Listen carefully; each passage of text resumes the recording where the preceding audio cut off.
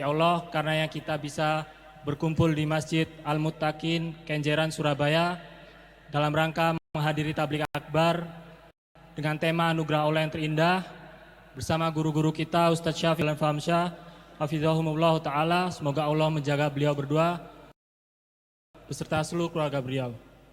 Baik, sebelum kita memasuki sesi materi, tak lupa kita ucapkan terlebih dahulu terima kasih yang turut berkontribusi demi berlangsungnya acara pada petang hari ini, yang mana kami ucapkan jazakumullah khairan kepada DKM Masjid pada sore hari ini menyediakan kita tempat untuk menuntut ilmu bersama. Juga kami tak lupa kami ucapkan jazakumullah khairan kepada Wan Kolbu dan juga komunitas dan majelis tahlim, yakni Biker Sunnah Indonesia, Muslim Biker Indonesia, Surabaya Mengaji, Hijrah Institute, Kajian Sunnah Indonesia, Suat Muslim, Ilmu Sebelum Amal, Majelis Taklim An-Nahl, Majelis Taklim At-Tawadhu, As-Sunnah Islamic Center, dan juga Lorong Faradisa. Semoga apa yang telah diupayakan dibalas oleh Allah Subhanahu wa taala dengan pahala yang berlipat. Sebelumnya di malam ini terbuka kesempatan buat teman-teman semua beramal jariah melalui tempat-tempat yang udah kami sediakan, di mana yang nanti insya Allah dana yang terkumpul akan disalurkan ke Yayasan As-Sunnah Islamic Center dan Yayasan Lorong Faradisa. Baik, sedikit memberitahukan kepada para jemaah sekalian bahwasanya untuk susunan acara pada tablik akbar pada petang hari ini, yang mana nanti kita memasuki sesi materi, kemudian nanti ketika masuk di waktu isya, kita jeda azan isya terlebih dahulu, kemudian nanti setelah jeda azan dilanjutkan materi kembali, sampai nanti sholat isyanya kita akhirkan dan dilangsungkan secara berjamaah. Dan juga kami anjurkan kepada jemaah sekalian untuk bisa mengikuti kegiatan tablik akbar dari awal sampai akhir, dan kami sedikit memberitahukan kepada para jemaah sekalian dan beberapa himbauan bahwasanya diharapkan tetap mengedepankan adab dalam bermajelis ilmu dan fokus mendengarkan ilmu yang disampaikan. Kemudian yang berikutnya menjaga ketertiban dan kebersihan masjid. Untuk sampah, snack, dan air mineral bisa dibuang di tempat yang telah disediakan. Di luar sudah disediakan trash bag oleh panitia, nanti bisa dibuang di tempat yang telah disediakan. Kemudian yang berikutnya, sebagaimana yang telah disampaikan oleh takmir tadi, untuk yang akhwat yang berada di dalam masjid, barangkali cadarnya bisa dibuka agar bisa sekalian saling berkenalan satu dengan yang lainnya. Kemudian dikarenakan tablik akbar ini akan disiarkan secara langsung oleh media se-Indonesia. Tadi kami lihat di listnya ada 21 media sunnah, baik di channel YouTube maupun TV yang akan menyiarkan tablik akbar pada petang hari ini. Maka kami mohon kepada para jemaah sekalian agar menonaktifkan paket datanya. Jadi paket data smartphone-nya harap dinonaktifkan atau di mode pesawat, karena untuk live streaming teman-teman media membutuhkan internet yang cukup besar dan cukup cepat supaya nanti saudara-saudara kita yang tidak hadir di majelis ini bisa menyimak kajian dengan baik. Maka kami mohon kepada para ikhwan dan para akhwat untuk menonaktifkan paket data smartphone-nya. Taib, jazakumullah khairan. Dan juga yang terakhir untuk pertanyaan ditulis di kertas. Untuk yang ikhwan nanti bisa distafetkan ke sebelah kiri.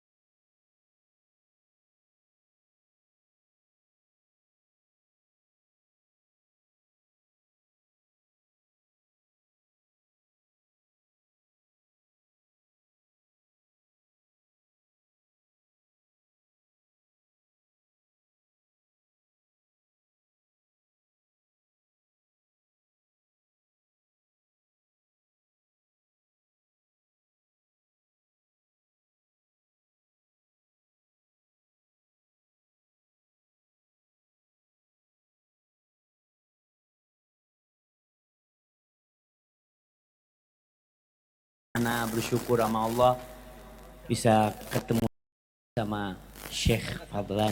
Jazakallah khair Ustazana. Waalaikum. Ustadz Fadlan, apa kabar? Alhamdulillah thayyib. Mudah-mudahan antum juga sehat walafiat dan semuanya. Insyaallah. Taib, Ustadz Syafiq, anak izin mulai dari Ustadz Fadlan. Mulai apa ini? Mulai materinya. Oh, mulai kajian. Fadl, mulai tadi anak izin ke antum mulai. Insyaallah. Masya Allah. Fadl Ustaz. Jangan tegang dulu, santai, slow. Tep Ustadz Fadlan. Siap. Tema kita malam hari ini adalah anugerah Allah yang terindah, Ustadz. Baik. Tentunya anak pribadi dan teman-teman semua ingin tahu, Ustadz, apa sih anugerah Allah yang terindah itu, Ustadz? Waktu dan tempat kami persilahkan untuk anugerah Allah yang terindah, Ustadz. Baik. Alhamdulillah wassalatu wassalam ala Rasulillah wa ala alihi wa sahbihi wa mawala wa la haula wa la quwwata illa billah amma ba'd. Allah, dan alhamdulillah saya melihat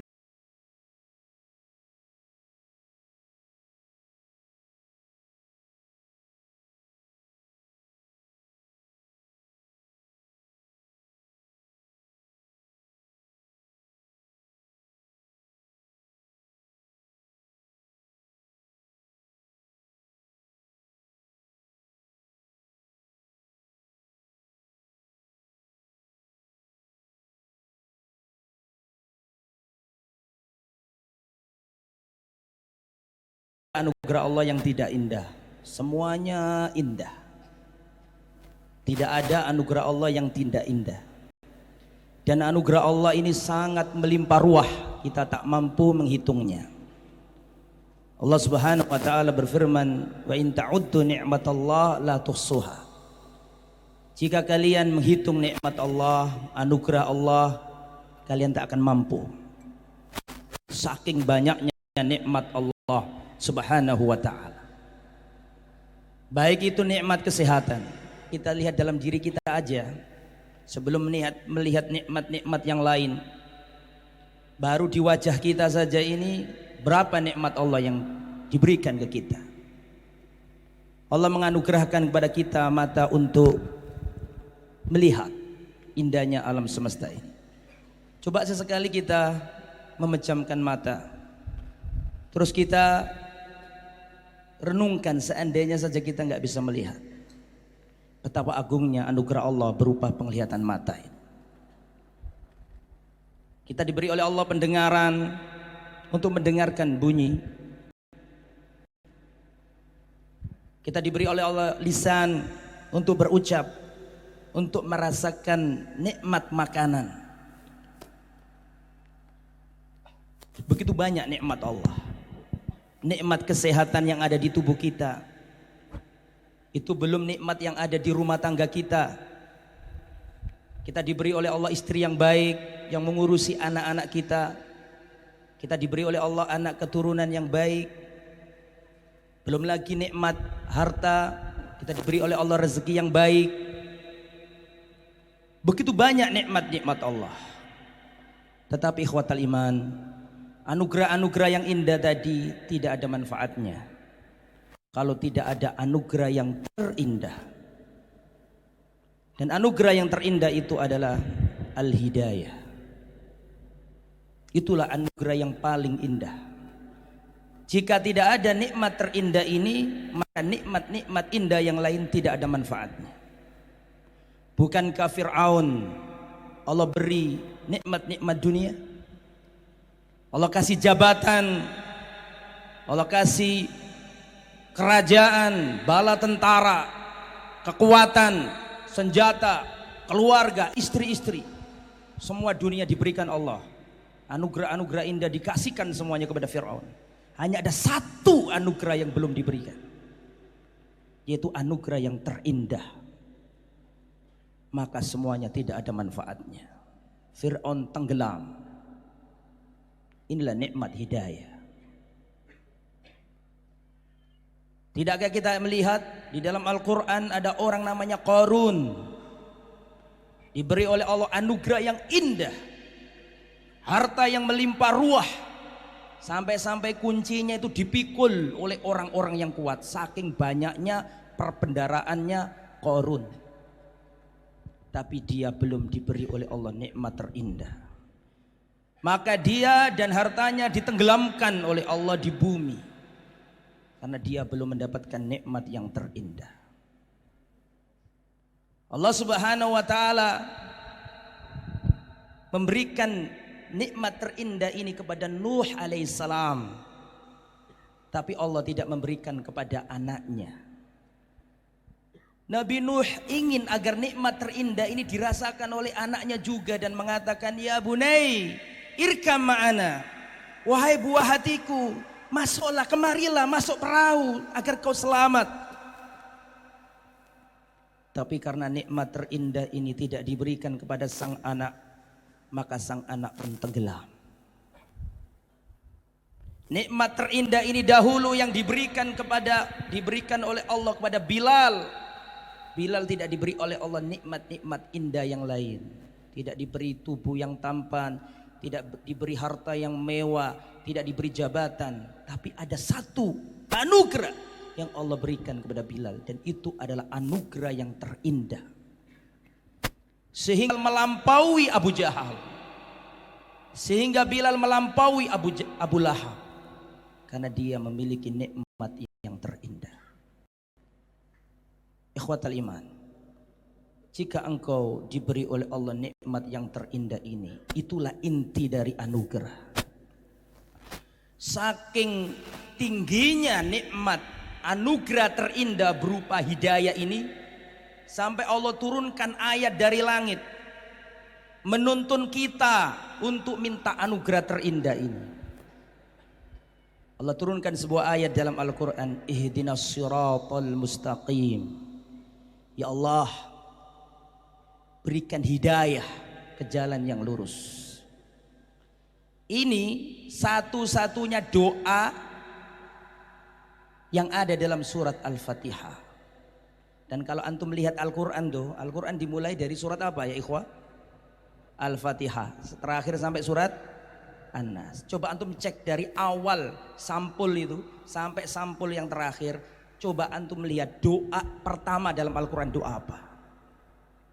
Doa hidayah. Sebelum ihdinas siratal mustaqim, di sana tidak ada permohonan apapun. Al-Imam Ibnu Qayyim rahimahullah mengatakan, saking agungnya nikmat hidayah ini, sampai untuk memintanya Allah kasih panduan. Allah turunkan surat Al-Fatihah. Dan kata Al-Imam Ibnu Qayyim Al-Jauziyah, surat Al-Fatihah itu dibagi menjadi dua. Yang pertama tawassul, yang kedua adalah doa. Kenapa tawassul?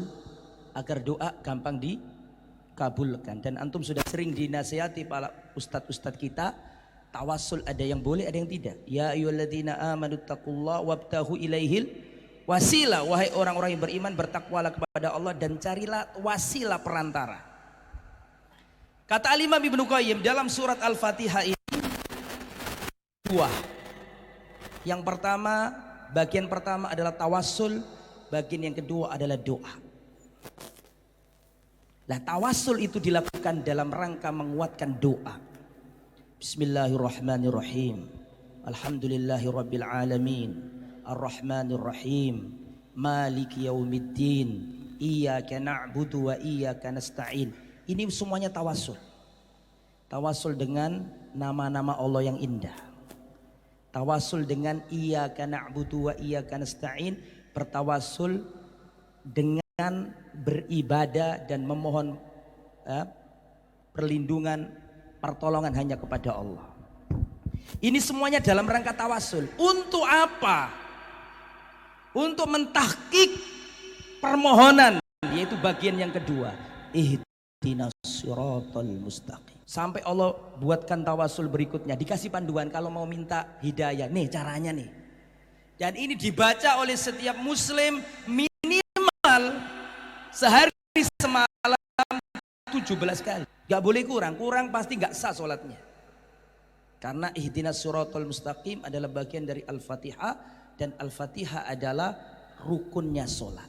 Seandainya ada orang sholat, di dalam sholatnya nggak minta hidayah, pasti batal. Karena Allah jadikan doa minta hidayah ini rukunnya sholat. Maka dari itulah ikhwatal iman, hendaklah kita bersyukur kepada Allah apabila anugerah yang berupa al-hidayah, anugerah yang terindah ini diberikan Allah kepada kita semua. Mungkin itu maksudnya mas. Jadi anugerah terindah hidayah. Insya Allah sekarang kita tahu bahwa tema kita sebenarnya ini tentang hidayah Ustaz ya. Insya Allah begitu. Nah Ustaz Syafiq, Ustaz Fadlan kan sudah memberitahu Ustaz bahwa Loh, beliau anugerah sudah tahu, nggak saya beritahu sudah tahu.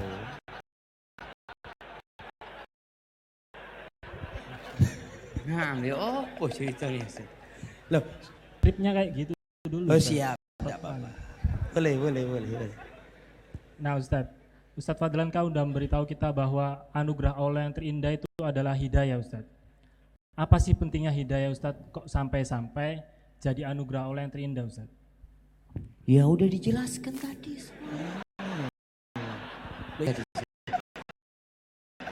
Gak nyatet soalnya dia. Ya Allah jamaah. Kalau bicara penting hidayah, penjelasan Ustaz Fadlan yang narasa begitu jamaah, bahwa ternyata dunia dan isinya ini dibandingkan dengan nikmat hidayah nggak ada arti. Nanti itu orang-orang kafir, innal ladzina kafaru wa matu wa hum kuffar falan yuqbala min ahadihim mil'ul ardi dhahaban walau iftadau bi. Kafir yang tidak mendapatkan hidayah dari Allah Azza wa Jalla dan mereka mati dalam kondisi kafir, andai kata mereka datang dengan sepenuh bumi ini emas,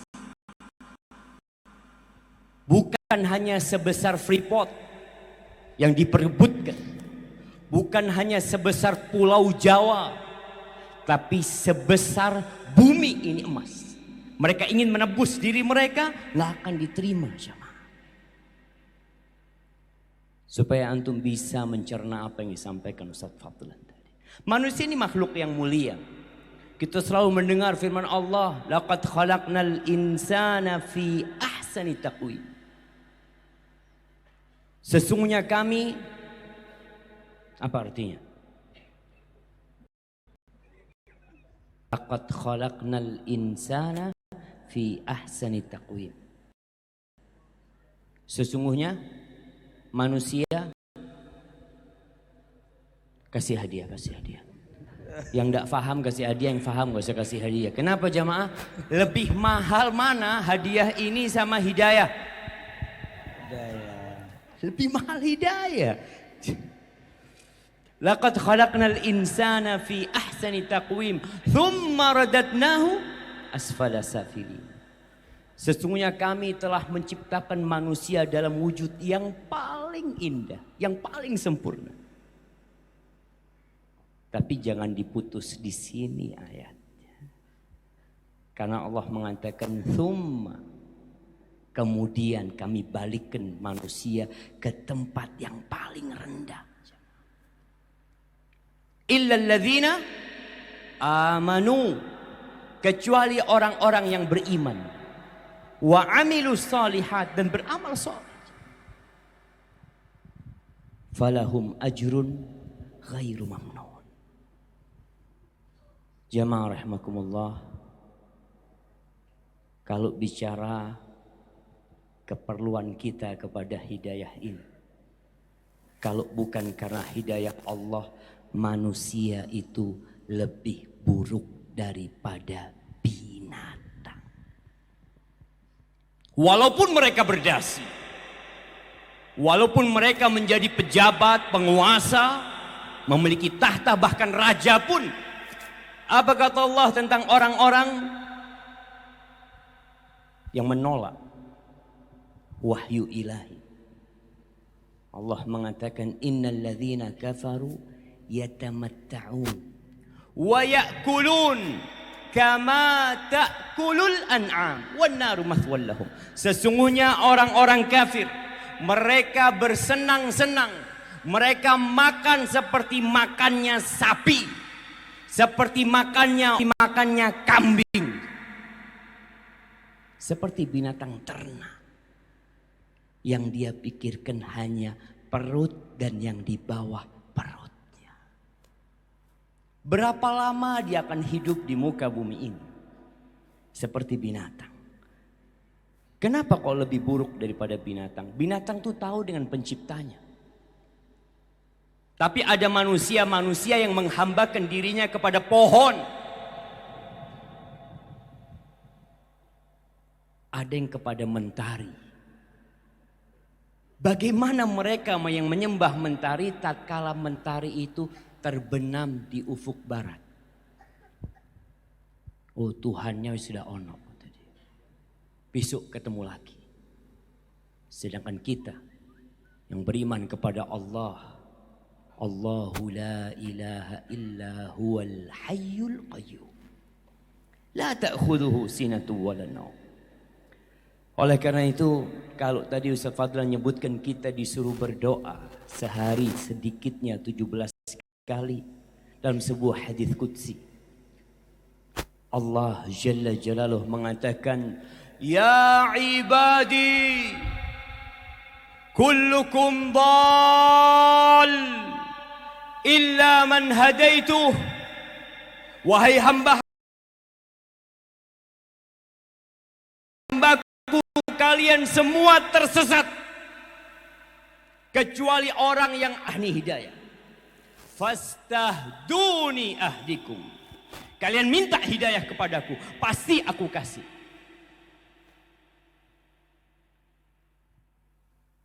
Jamaah rahimakumullah. Sebuah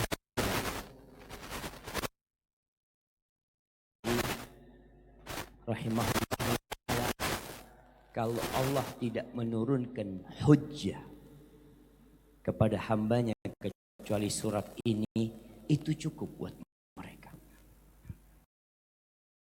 Surat Al-Asr, gimana surat Al-Asr?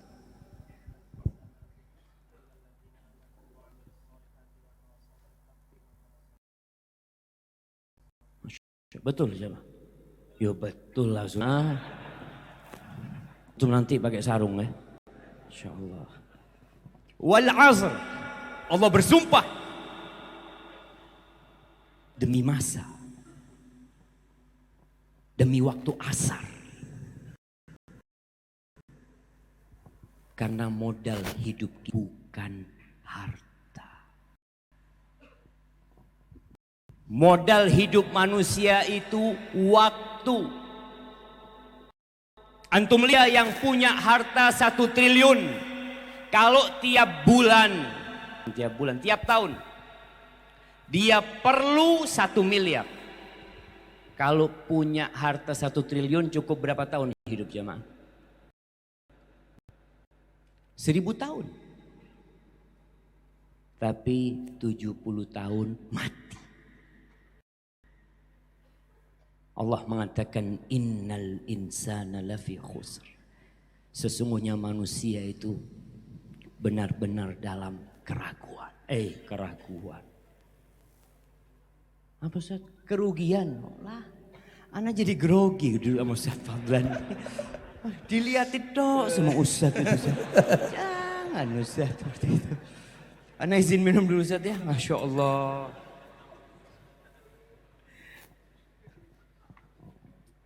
Kayaknya Ustaz Fadlan yang lanjutkan jamaah, ana sudah. Teruskan Ustaz. Ya ayatnya Ustaz yang nerjemahkan lah Ustaz.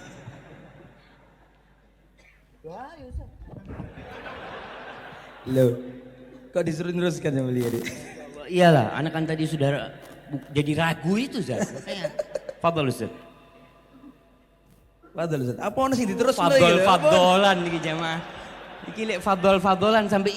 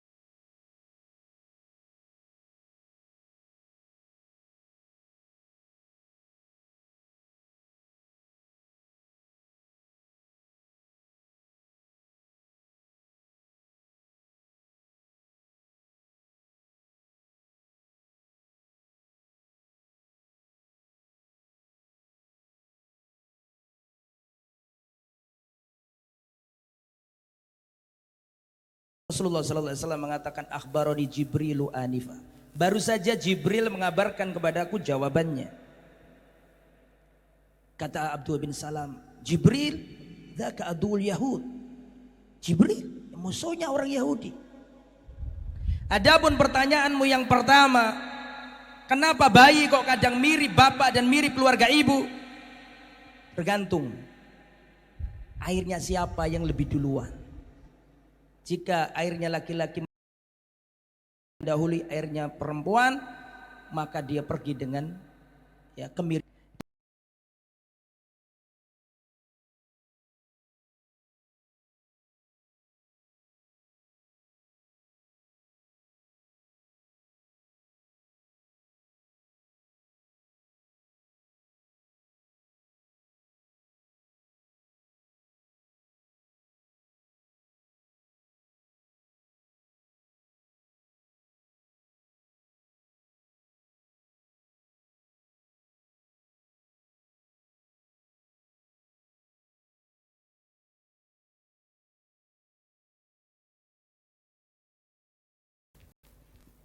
Ngomong apa tadi?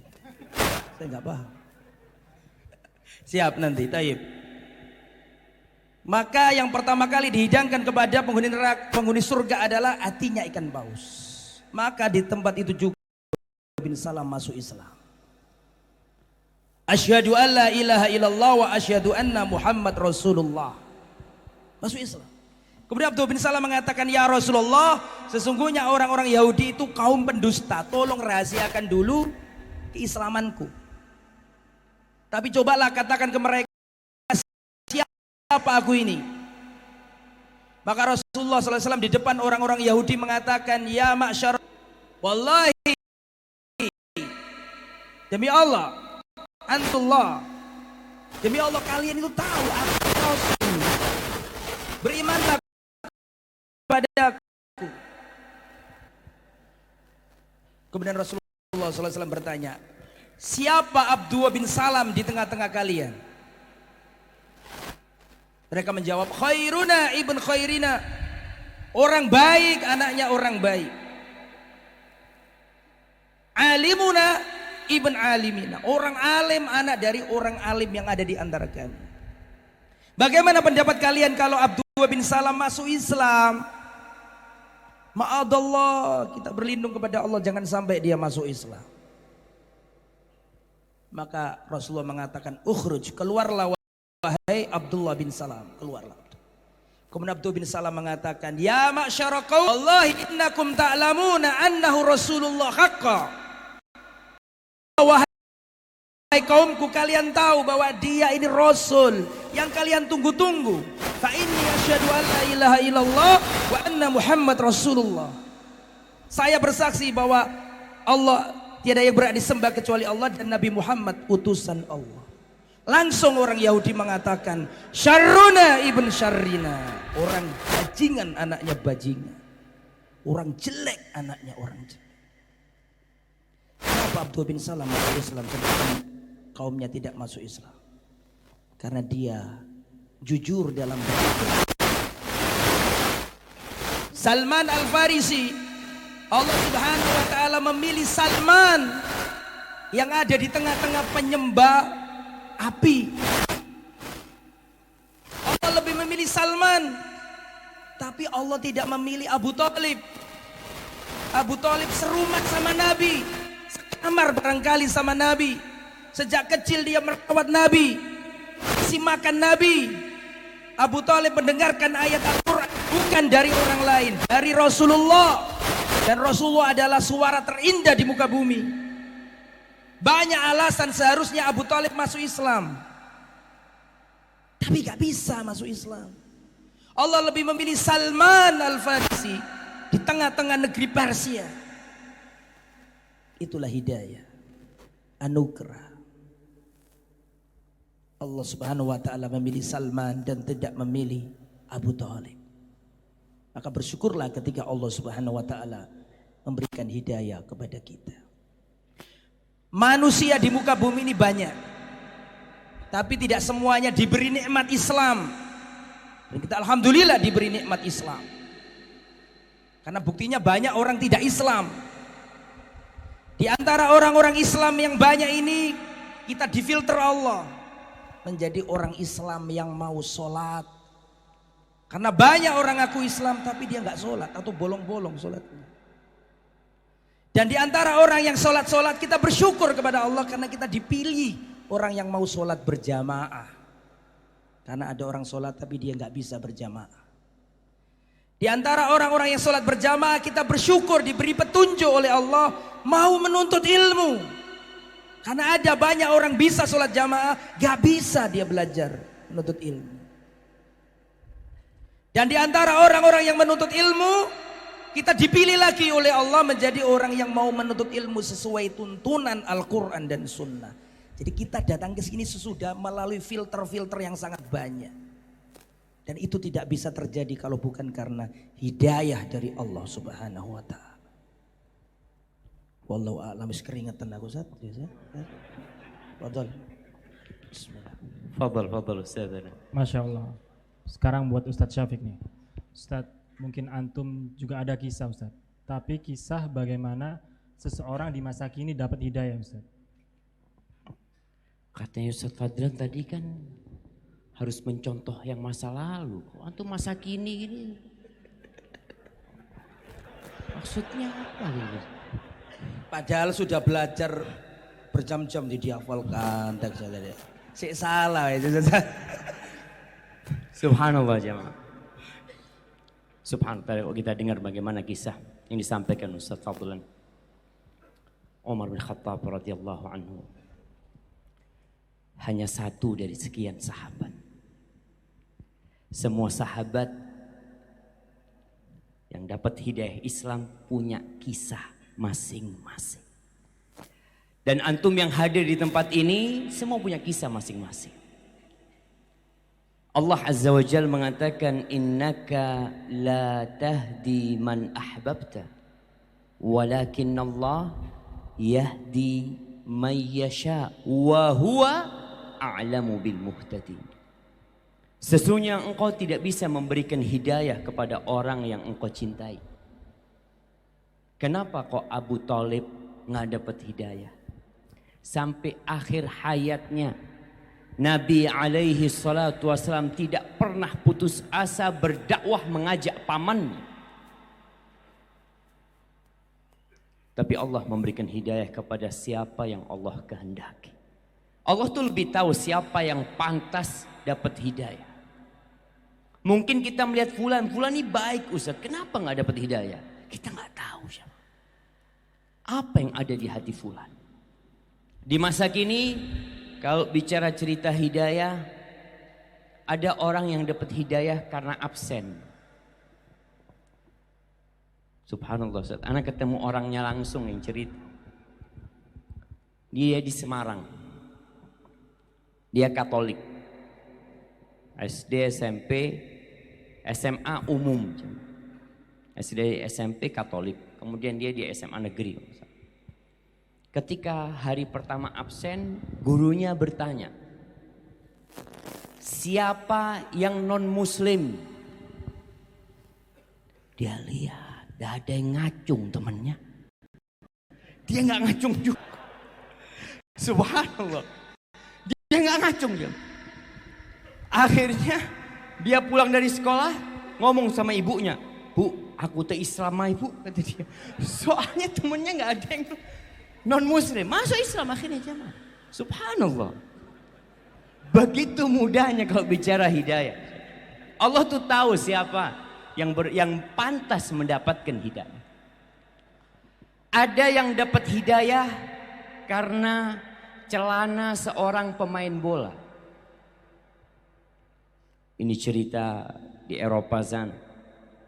Ada beberapa pemain bola yang muslim. Sebutkan 3.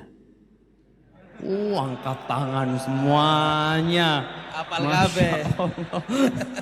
Nah, siapa? Muhammad Salah,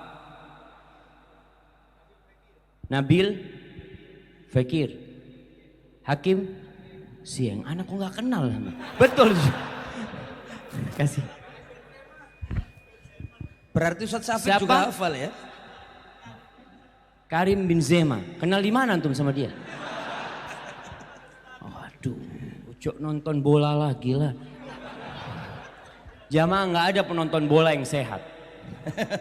Yang sehat itu pemain bola. Antum mau 2 tahun nonton bola, nggak mungkin kakinya alhamdulillah Ustaz. Sejak nonton bola anak itu kaki sembuh Ustaz. Nggak, jamaah. Maka antum silahkan olahraga. Baik, tuh ada cerita seorang tukang cuci pemain tim bola. Dia tuh heran, semua celana pemain bola itu pesing. Kecuali satu. Ada satu, heran dia ini. Kenapa yang satu ini kok nggak pesing? Maka dia akhirnya ingin bertanya. Ditungguin tuh pemain bola. Kemudian Afwan, mungkin azan dulu Ustaz.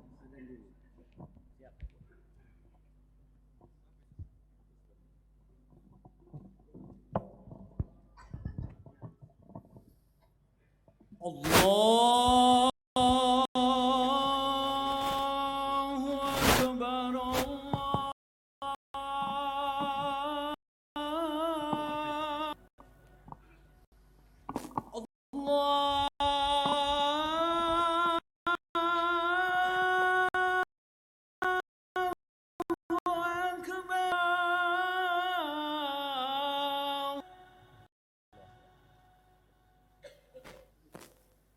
Asyhadu an la ilaha illallah.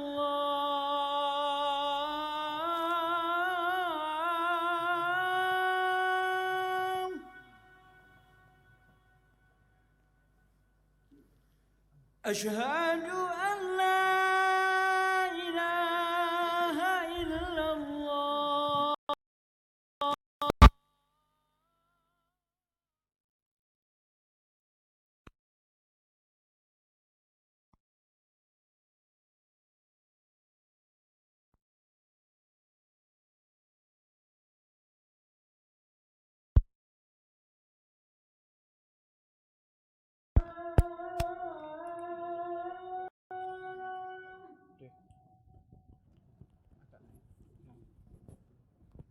Asyhadu anna Muhammadar Rasulullah.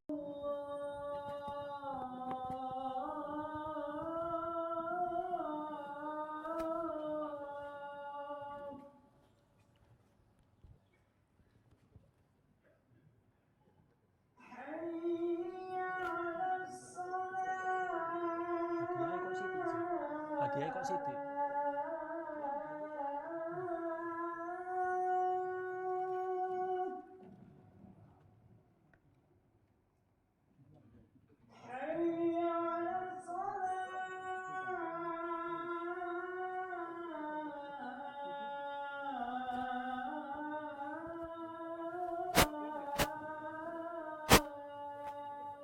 Baterainya habis.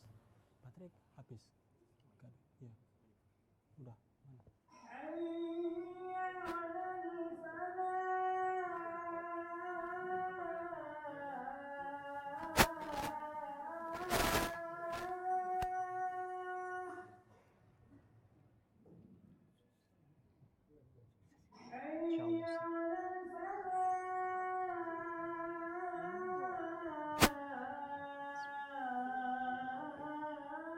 Jumbo Ustaz.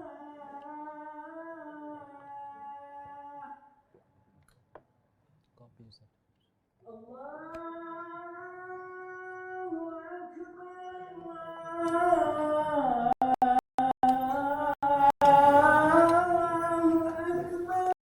Kasih tahu akhwat yang di belakang suruh merapat. Ya, mic-nya kurang satu lagi.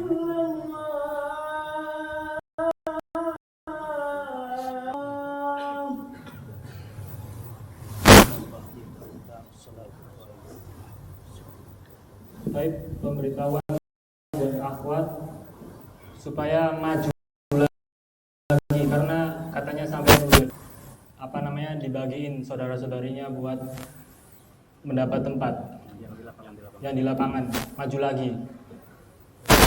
tolong ini supaya saudara-saudarinya bisa dapat tempat.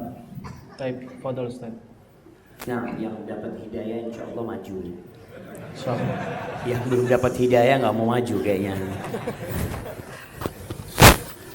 Allahumma salli wa sallim ala Sayyidina Muhammad.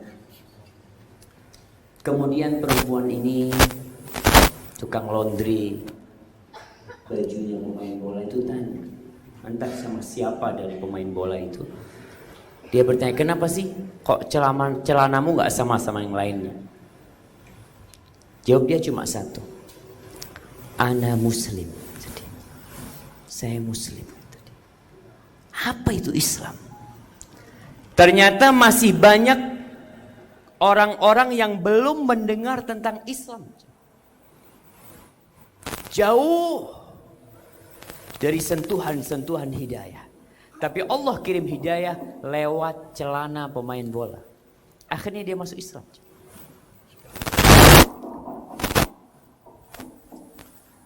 Ono sing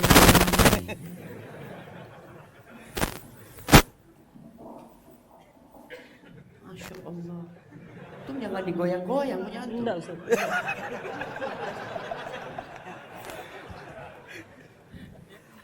Baik. Dari sini jamaah, antum harus menjadi lentera yang membawa hidayah di antara kegelapan. Kalau antum bawa lentera, orang-orang akan ikut di belakang antum.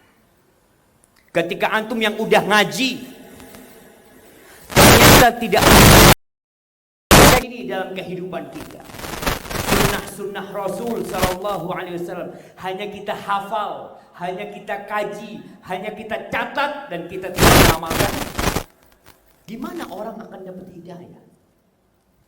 Kenapa sebagian benci dengan orang-orang yang celananya cingkrang, orang-orang yang berjenggot? Oh, jenggotan teroris. Wallahi jamaah, kembali kepada pentingnya hidayah yang tadi kita bicarakan. Kenapa masih ada yang melakukan bom bunuh diri? Dulu terjadi di Surabaya, kemudian pindah ke Medan. Hidayah jamaah, mahal hidayah itu. Maka jadilah contoh yang baik. Ada lagi seorang supir taksi. Alhamdulillah sekarang banyak yang jadi supir. Ya, yang online lah, taksi online apa ini itu. Maka tolong gunakan itu manfaat untuk memberikan hidayah kepada orang lain. Ini cerita supir taksi di Eropa sana. Di Eropa banyak orang-orang yang imigrasi dari Timur Tengah, dari Libanon, dari Suriah, yang sebagian mereka non muslim, sebagian mereka muslim. Ada yang muslim jadi supir taksi. Subhanallah, di taksi dia kasih majalah tentang Islam, dia kasih buku-buku tentang Islam, dan dia selalu menghidupkan Al-Quranul Karim. Pokoknya dia hidupkan Quran, orang mau dengar alhamdulillah, nggak mau dengar urusan dia. Dia tinggal minta suruh matikan. Seperti antum kadang-kala kalau masuk taksi dia nyetel musik ya macam-macam, antum mengatakan maaf, tolong matikan. Dia matikan. Ini orang selalu seperti itu. Suatu hari ada perempuan yang naik taksi. Udah. Dia sedang menyetel, dulu masih pakai kaset jemaah, surat Maryam. Terus perjalanan jauh, cukup jauh, sampai akhir surat Maryam. Allah Azza wa Jalla mengatakan, wa qalu ittakhadhar rahmanu walada. Dan mereka mengatakan Allah itu punya anak. Allah itu ngambil anak. Na'udzubillah min dzalik. Wa qalu ittakhadhar rahmanu walada laqad ji'tum syai'an idda takadu as-samawati yatafattarna minhu wa tanshaqqul ardu wa takhirrul jibalu hadda an da'u lirrahmani walada wa ma yanbaghi lirrahmani an yattakhidha walada. Ada orang-orang yang mengatakan Allah punya anak. Hampir saja langit itu terbelah karena ucapan ini. Bukan hanya langit, Allah katakan bumi itu pun terpecah gara-gara ada yang mengatakan Allah punya anak. Gunung pun hancur gara-gara tuduhan dan persangkaan.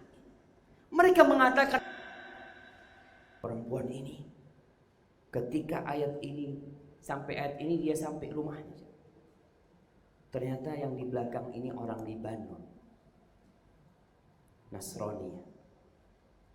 Dia mengatakan, boleh ana minta kaset? Aku termasuk yang mengatakan Allah itu punya anak. Dikasih kaset, dikasih buku, akhirnya dia masuk Islam. Kita tuh nggak tahu jemaah. Jangan dipikir hidayah itu hanya di masjid. Ada orang yang dapat hidayah di bus, ada yang dapat hidayah di mobil, ada yang dapat hidayah di lift. Di lift dapat hidayah. Gimana ceritanya? Ini di Eropa lagi sana. Alhamdulillah, kalau antum melihat Inggris sedang menjadi salah satu negeri yang pertumbuhan umat Islam terbesar di Eropa sana. Nih, lagi di apartemen, ada seorang Muslim masuk lift, pemuda, masih muda. Tahu-tahu di tengah jalan datang cewek seksi masuk, dengan pakaian yang seksi, dengan parfumnya, dengan riasannya. Si Muslim ini menundukkan pandangannya. Perempuan ini jadi risih. Dia mengatakan, kamu kok seperti itu sih, kok gak ngeliatin aku?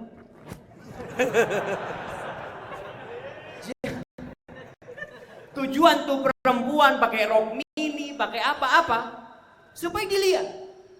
Dia ingin menggoda orang lain. Tapi dia lihat nih pemuda, kenapa engkau gak ngeliatin aku? Apa kata pemuda ini? Ana Muslim. Satu jawaban. Kata dia, apa itu Islam? Ana baru mendapatkan pemuda yang tidak mau memandang. Kalau antum kira-kira di lift itu jangan.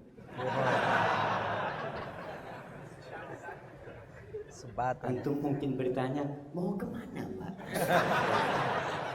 Syaitan. Maka kemudian mengatakan anak Muslim. Kenapa? Muslim, ada apa dengan Islam itu?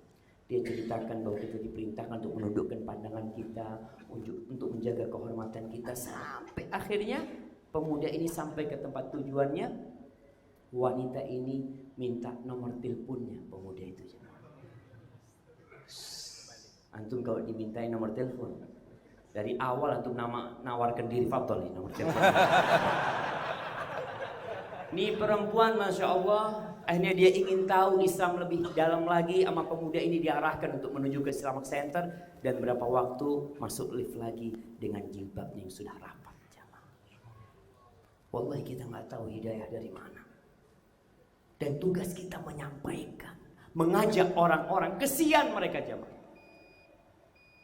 Antum kalau tahu bagaimana Rasulullah Sallallahu Alaihi Wasallam ingin semua orang dapat hidayah. Beliau lakukan dengan segala cara. Setiap ada orang datang ke Mekah, beliau datengin, beliau sampaikan, ditolak, diusir. Beliau berjalan ke pasar-pasar, ke tenda-tenda tempat jemaah haji. Di belakangnya Abu Lahab ngikutin beliau. Rasulullah SAW mengatakan, Qulu la ilaha illallah tuflihu. Kalian katakan la ilaha illallah, kalian akan sukses, akan beruntung kalian. Setelah Nabi pergi, datang Abu Lahab. Jangan percaya sama dia, saya pamannya, kadzab fulan. Nanti datang ke sana, ke tempat lain, berkeliling menyampaikan agama Allah. Tolong antum menjadi lentera menyampaikan. Kalau antum tidak bisa berdakwah dengan lisan antum, sebagaimana ucapan sebagian ulama, kunu du'atan wa antum samitun. Jadilah kalian pendakwah-pendakwah dalam kondisi kalian diam, nggak bicara. Gimana kata dia? Bil akhlak, dengan akhlak. Dan masih banyak kisah-kisah lain. Ana rasa antum pun termasuk memiliki kisah. Ada yang dapat hidayah karena musibah. Dia nggak pernah ke masjid, pas tabrakan dengar azan, hayya 'alas shalah. Ya Allah, berapa tahun ana dengar ini, tapi ana ada di lapangan bola, ana di pinggir jalan, dan tidak pernah ana mendatangi panggilan Allah. Kok sekarang ana merasakan ada sesuatu yang berbeda? Terus apa lagi? Sudah. Terserah Ustaz. Oh, Wallahu akbar. Masya Allah. Ya cukup lah kalau gitu. Baik Ustaz, lanjut ke Ustaz Fadlan lagi nih. Ustaz, ketika kita ingin menggapai sesuatu Ustaz, tentunya insya Allah lazim loh Ustaz, ada penghalangnya Ustaz. Berkaitan dengan hidayah ini Ustaz, ada nggak sih Ustaz penghalang-penghalang dari hidayah Ustaz? Tayyib. Hampir setiap orang Islam kalau sholat, baik dia sadari maupun tidak, dia membaca ayat yang pertama kali kita sampaikan, ihdinas siratal mustaqim. Ya Allah, berikan petunjuk menuju jalan yang lurus. Di antara fungsi kenapa ayat ini diulang-ulangi oleh seorang muslim, karena kita tidak hanya butuh untuk sampai ke hidayah, tetapi kita juga butuh untuk mempertahankan hidayah. Saking agungnya hidayah. Tetapi ikhwatal iman, terkadang orang membaca ayat ini, tetapi yang memakai jilbab, yang belum pakai jilbab masih terus belum pakai jilbab, padahal sudah membaca ayat ini. Yang maksiat tetap maksiat, padahal sudah membaca ayat ini. Yang bergelut di dunia riba tetap melakukan riba, padahal dia kalau sholat juga membaca ihdinas siratal mustaqim. Berarti apakah Allah gak mau memberi hidayah kepadanya? Padahal Allah Subhanahu wa taala sudah menjamin setiap orang berdoa pasti dikabulkan. Ud'uni astajib lakum. Berdoalah kepadaku, aku akan mengabulkan doa kalian. Tapi mengapa orang yang selalu membaca surat Al-Fatihah di dalamnya ada permohonan hidayah, yang maksiat tetap maksiat, yang melakukan haram terus haram, yang mencuri tetap mencuri? Mengapa? Bukan Allah nggak mau ngasih hidayah, bukan Allah tidak memberi hidayah atau tidak mau memberi hidayah, akan tetapi pada diri orang itu ada penghalang. Kita harus tahu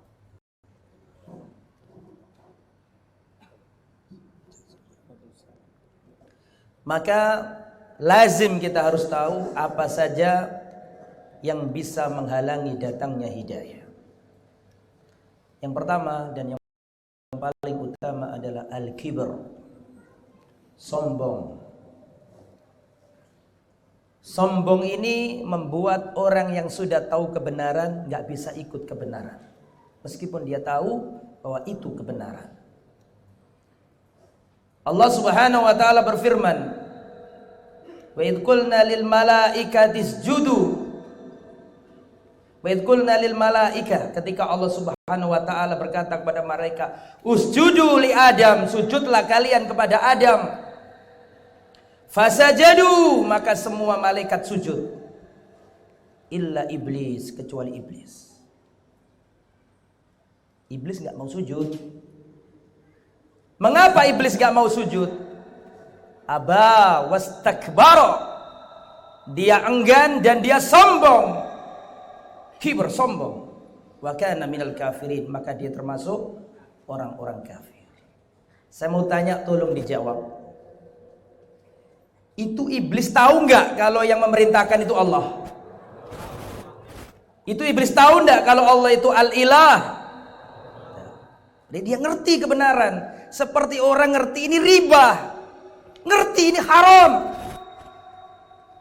Seperti iblis tahu bahwa perintah Allah sujud itu hak yang harus dijalankan. Apa yang menghalangi iblis nggak mau sujud? Aba wastakbara.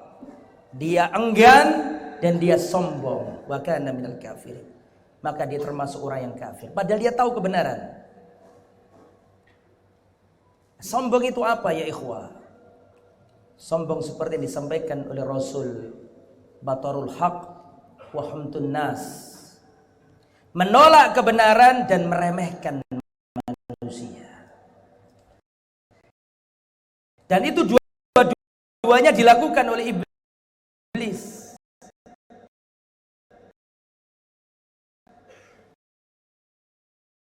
Jika Allah perintahkan sujud li Adam, sujudlah ke Adam, iblis menolak, enggak ya kebenaran. Tapi enggak cukup menolak. Jika kamu enggak mau sujud ke Adam, dia mengatakan, aku lebih baik daripada Adam. Khalaqtani min nar. Kau menciptakan aku ya Allah dari api. Wa khalaqtahu min tin, sedangkan kau ciptakan dia dari tanah. Sombong. Ya, meskipun orangnya kaya, tahu riba haram tapi tetap di tempat itu, berarti dia sedang sombong. Dan sombong ini menyebabkan orang tahu kebenaran tapi gak bisa ikut, meskipun dia tahu. Yang nomor 2, ikhwatal iman, di antara penghalang hidayah adalah al-hasad. Hasad. Orang itu kalau hasad, matanya tertutup dari kebenaran. Dulu di zaman Rasulullah sallallahu alaihi wasallam,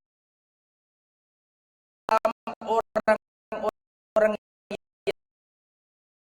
Yahudi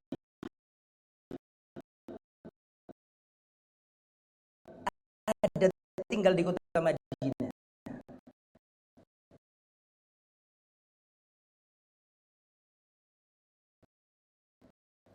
Mengapa? Orang Yahudi kan asal muasalnya ada di tanah Syam. Mengapa orang Yahudi? Jawab. Di kota Madinah. Masya Allah. Itu dijelaskan di akhir zaman yang akan muncul di negeri seperti yang disifatkan dalam Taurat ada di Madinah. Dan mereka nggak ingin yang muncul lain selain bangsa Israel, karena muncul dari bangsa lain Nabi itu. Maka orang-orang Yahudi berbondong dengan asumsi supaya muncul Nabi dari rahim-rahim mereka. Bani Israel lalu membaca Taurat. Dahulu orang-orang Ansor, ya, Cikal Bakos dan Khazraj, konfrontasi sama orang-orang Yahudi. Maka orang Yahudi berkata kepada orang-orang Arab jahiliyah di kota Madinah, tunggulah wahai orang-orang Arab menyembah berhala, zaman yang kami akan memerangi kalian wahai bangsa Arab, para penyembah berhala. Bahwa Nabi akhir zaman akan ada di tengah-tengah mereka. Sampai datanglah suatu saat Rasulullah SAW hijrah dari Makkah ke Madinah. Diceritakan oleh Ummuna, ya, Nabi yang tidak berdarah Arab, wajahnya bukan wajah Arab, Israiliyah, keturunan Bani Israel. Siapa namanya? Ya sudah saya sebutkan, mesti tahu. Sofia. Di kota Madinah bersama komunitas kami, yaitu orang-orang Yahudi, Bani Nadir, orang yang dianggap Nabi datang dari gempar orang-orang Yahudi, bener ndak dia nabi? Karena orang-orang Yahudi menunggu siang malam datangnya nabi akhir zaman. Tiba-tiba datang ke kota Madinah. Bener ndak dia nabi? Nah, bapakku Abu Yasir bin Akhtab ingin melihat kondisi itu. Dan pada waktu itu Rasulullah ada di Kuba. Maka berangkat itu Huyai bin Akhtab berangkat ke Kuba di pagi hari. Dan kata Sofia, aku adalah ayahku dan pamanku. Selalu aku diajak bercanda sama mereka. Dan ayahku, pamanku tidak pulang kecuali saya jumpa pamanku dalam keadaan murung. Kelihatan berduka, berat. Wajahnya kelihatan lesu. Untuk bercanda seperti sebelumnya, maka aku tidak dihiraukan sama sekali. Padahal apa? Kemudian aku mendengarkan percakapan antara bapakku sama pamanku. Pamanku Abu ayahku. Huwa. Apakah dia itu dia? Apakah dia itu nabi yang kita tunggu kedatangannya, yang sifat-sifatnya kita baca dalam Taurat siang dan malam kita tunggu-tunggu? Huwa. Apakah dia itu dia? Naam wallahi la huwa. Kalau tuh nggak hafal ceritanya, hafalkan yang huwa tadi. Ketik di internet huwa muncul cerita itu. Itu kata kuncinya. Apakah dia itu nabi yang kita tunggu datangnya siang malam? Kita mencari-cari apakah dia itu benar nabi? Dijawab sama ayahku, "Na'am wallahi la huwa." Dia itu nabi. Wallahi aku lebih yakin Muhammad itu nabi melebihi keyakinanku ini adalah anakku. Siapa? Aku lebih yakin Muhammad nabi melebihi keyakinanku Sofia ini putriku. Kalau Muhammad nabi jelas, nyata, terang, benderang, sifatnya, perangainya sama persis dalam kitab Taurat. Saya lebih yakin dia nabi, ini adalah anakku. Kalau ini anakku, wallahu alam, enggak tahu anakku apa Anda. Zaman dulu enggak ada tes apa? DNA. Lalu apa sikapmu kepada nabi ini? Ayo kita berbaiat kepadanya agar kita selamat. Maka ayahku menjawab, la adawatuhu ma baqitu. Aku akan masih hidup. Kita beriman kepada nabinya orang Arab. Sedangkan kita adalah keturunan Bani Israel. Beriman kepada seorang nabi. Nabi ini keturunannya Ismail. Dan Ismail adalah keturunannya Buddha. Sedangkan kita keturunannya Yakub, keturunannya Ishak. Dan Ishak adalah keturunan anak dari Sarah ibunda kita. Bagaimana mungkin kita beriman sama nabinya Buddha? Abadan kita tidak beriman kepada. Turun ayat dari langit, alladzina atainahumul kitaba ya'rifunahu kama ya'rifuna abna'ahum. Orang-orang yang membaca Taurat mengerti Nabi Muhammad seperti mereka mengerti anak kandungnya sendiri. Al-Hasan. Kenapa kok Arab?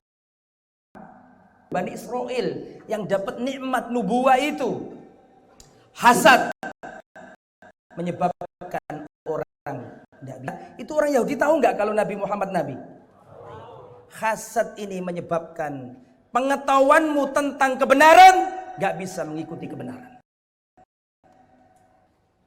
Yang nomor 3 masih boleh dilanjutkan? Boleh Ustaz? Oh iya, siap.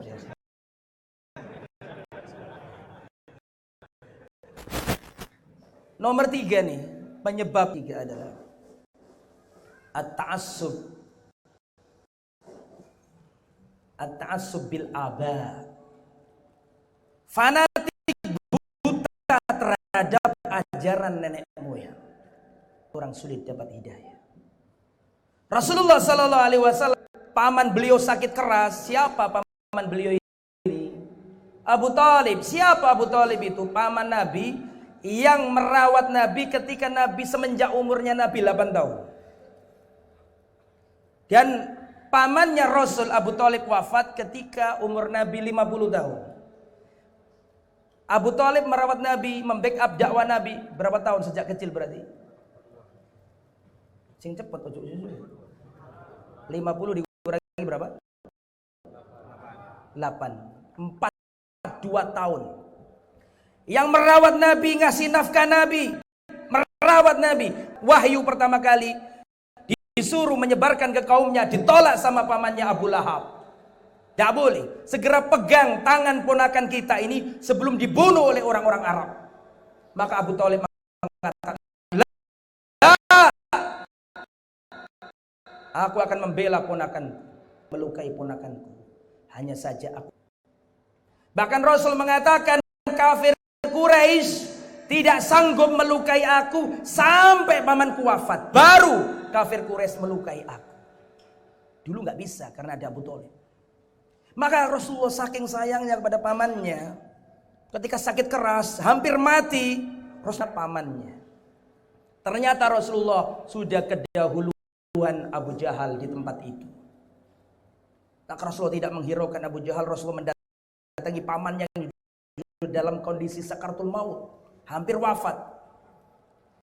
Maka Rasul, "Qul la ilaha illallah kalimatan asyhadu laka biha indallah yaumal qiyamah."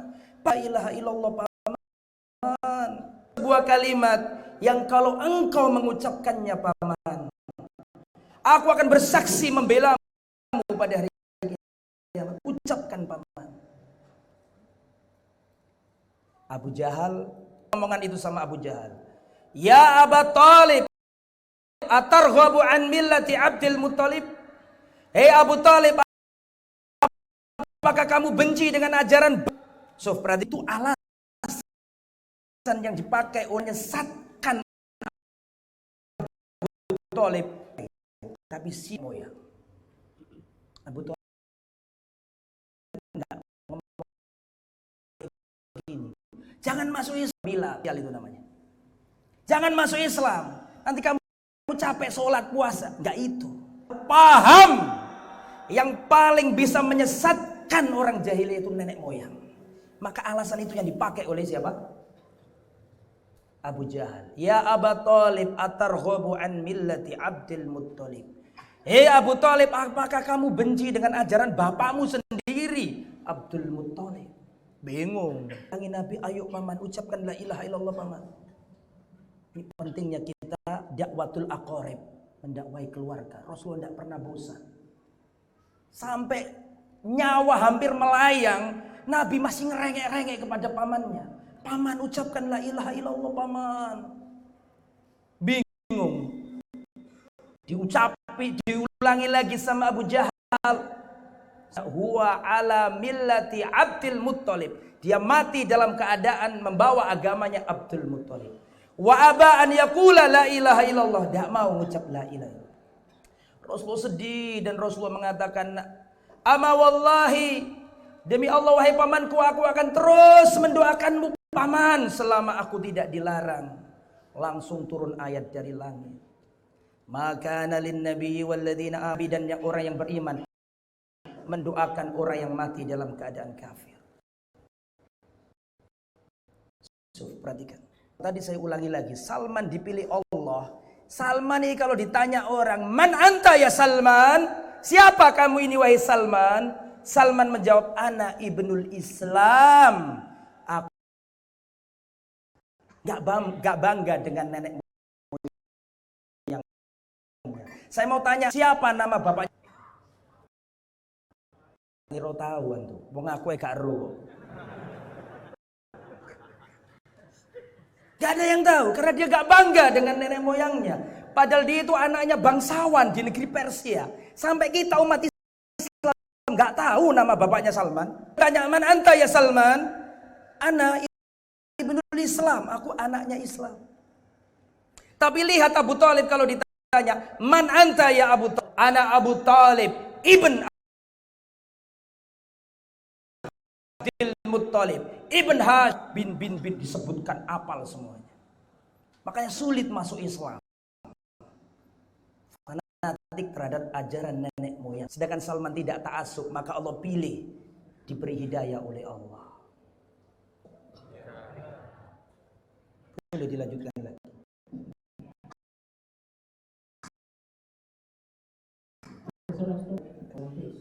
Oh jangan.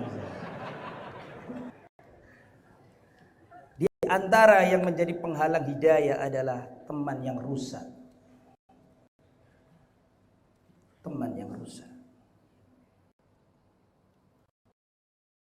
Mengapa Rasulullah syariatkan hijrah? Allah turunkan ancaman bagi orang-orang yang enggak mau hijrah dari Makkah ke Madinah. Karena bertemu sama orang kafir itu mempengaruhi. Berteman sama orang saleh kalau ingin dapat hijrah.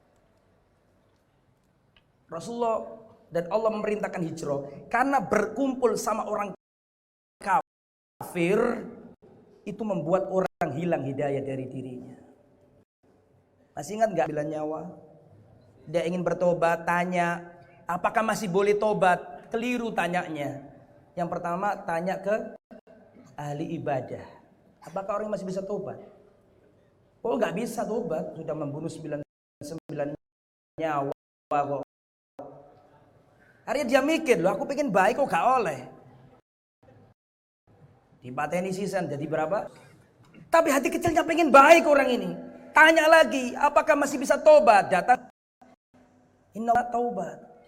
Tapi tinggalkan negerimu yang jelek menuju negeri yang baik. Sembahlah Allah bersama orang-orang baik. Berarti jadi orang baik butuh teman baik. Al-jar qabla dar.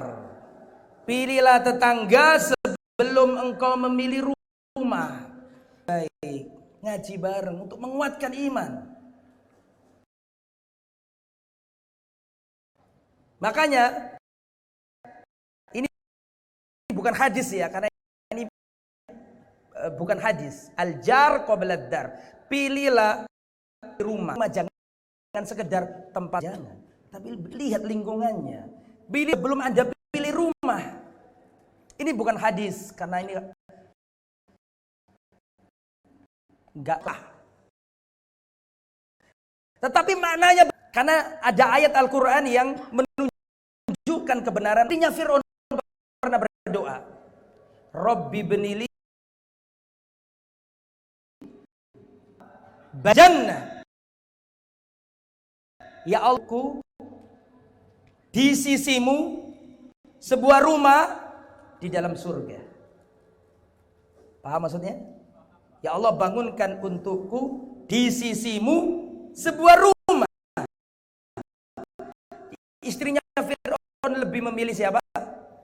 Yang saya sampaikan ya ikhwah, pentingnya suhbah salihah, teman yang baik. Ada hewan di dalam Al-Quran, di dalam hadis selalu dijadikan anjing. Betul kan? Katakan jika anjing mesti dicuci 7 kali. Rasulullah mengatakan la tadkhulul malaikatu baitan fi kalbun wala suratun. Malaikat gak mau masuk rumah yang di dalamnya ada gambar dan anjingnya. Barang siapa memelihara anjing maka dikurangi setiap harinya 1 qirat dari pahalanya. Dan Rasulullah SAW mengatakan barang siapa memberi sesuatu kok ditarik unta dijilati. Intinya anjing selalu dijadikan. Tetapi ada satu titik, satu poin anjing disebutkan dalam Al-Quran dalam konteks positif. Tidak ada selain itu. Disebutkan langsung pakai lafaz kalb. Kalbun di dalam Al-Quran. Tapi konteksnya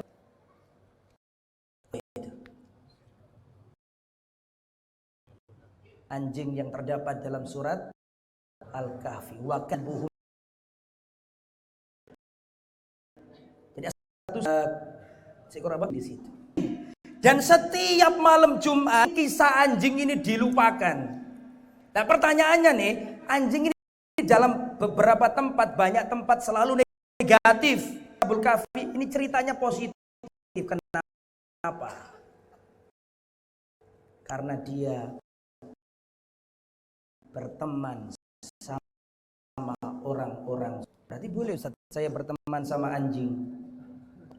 Jadi itu ya, berteman sama orang. Di antara Abu Thalib teman yang rusak. Yaitu siapa tadi? Itu beberapa penghalang yang kita harus tinggalkan supaya hidayah selalu menyapa diri kita. Allahu a'lam.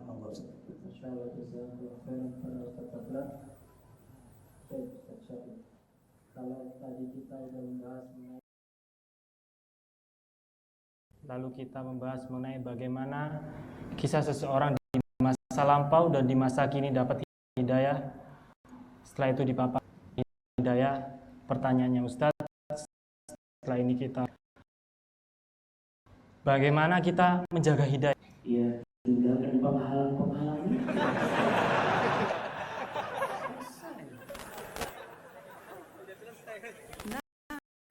Kalau mau jaga Penghalang-penghalang yang ditinggal insya Allah antum.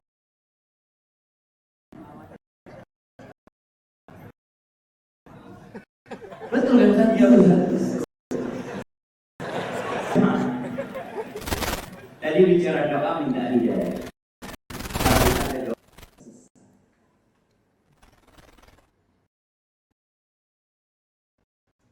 Seperti yang ada di doa supaya tidak disesatkan. Ali Imran, coba dibaca doanya.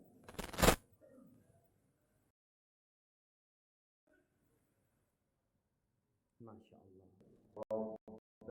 Rabbana la tuzigh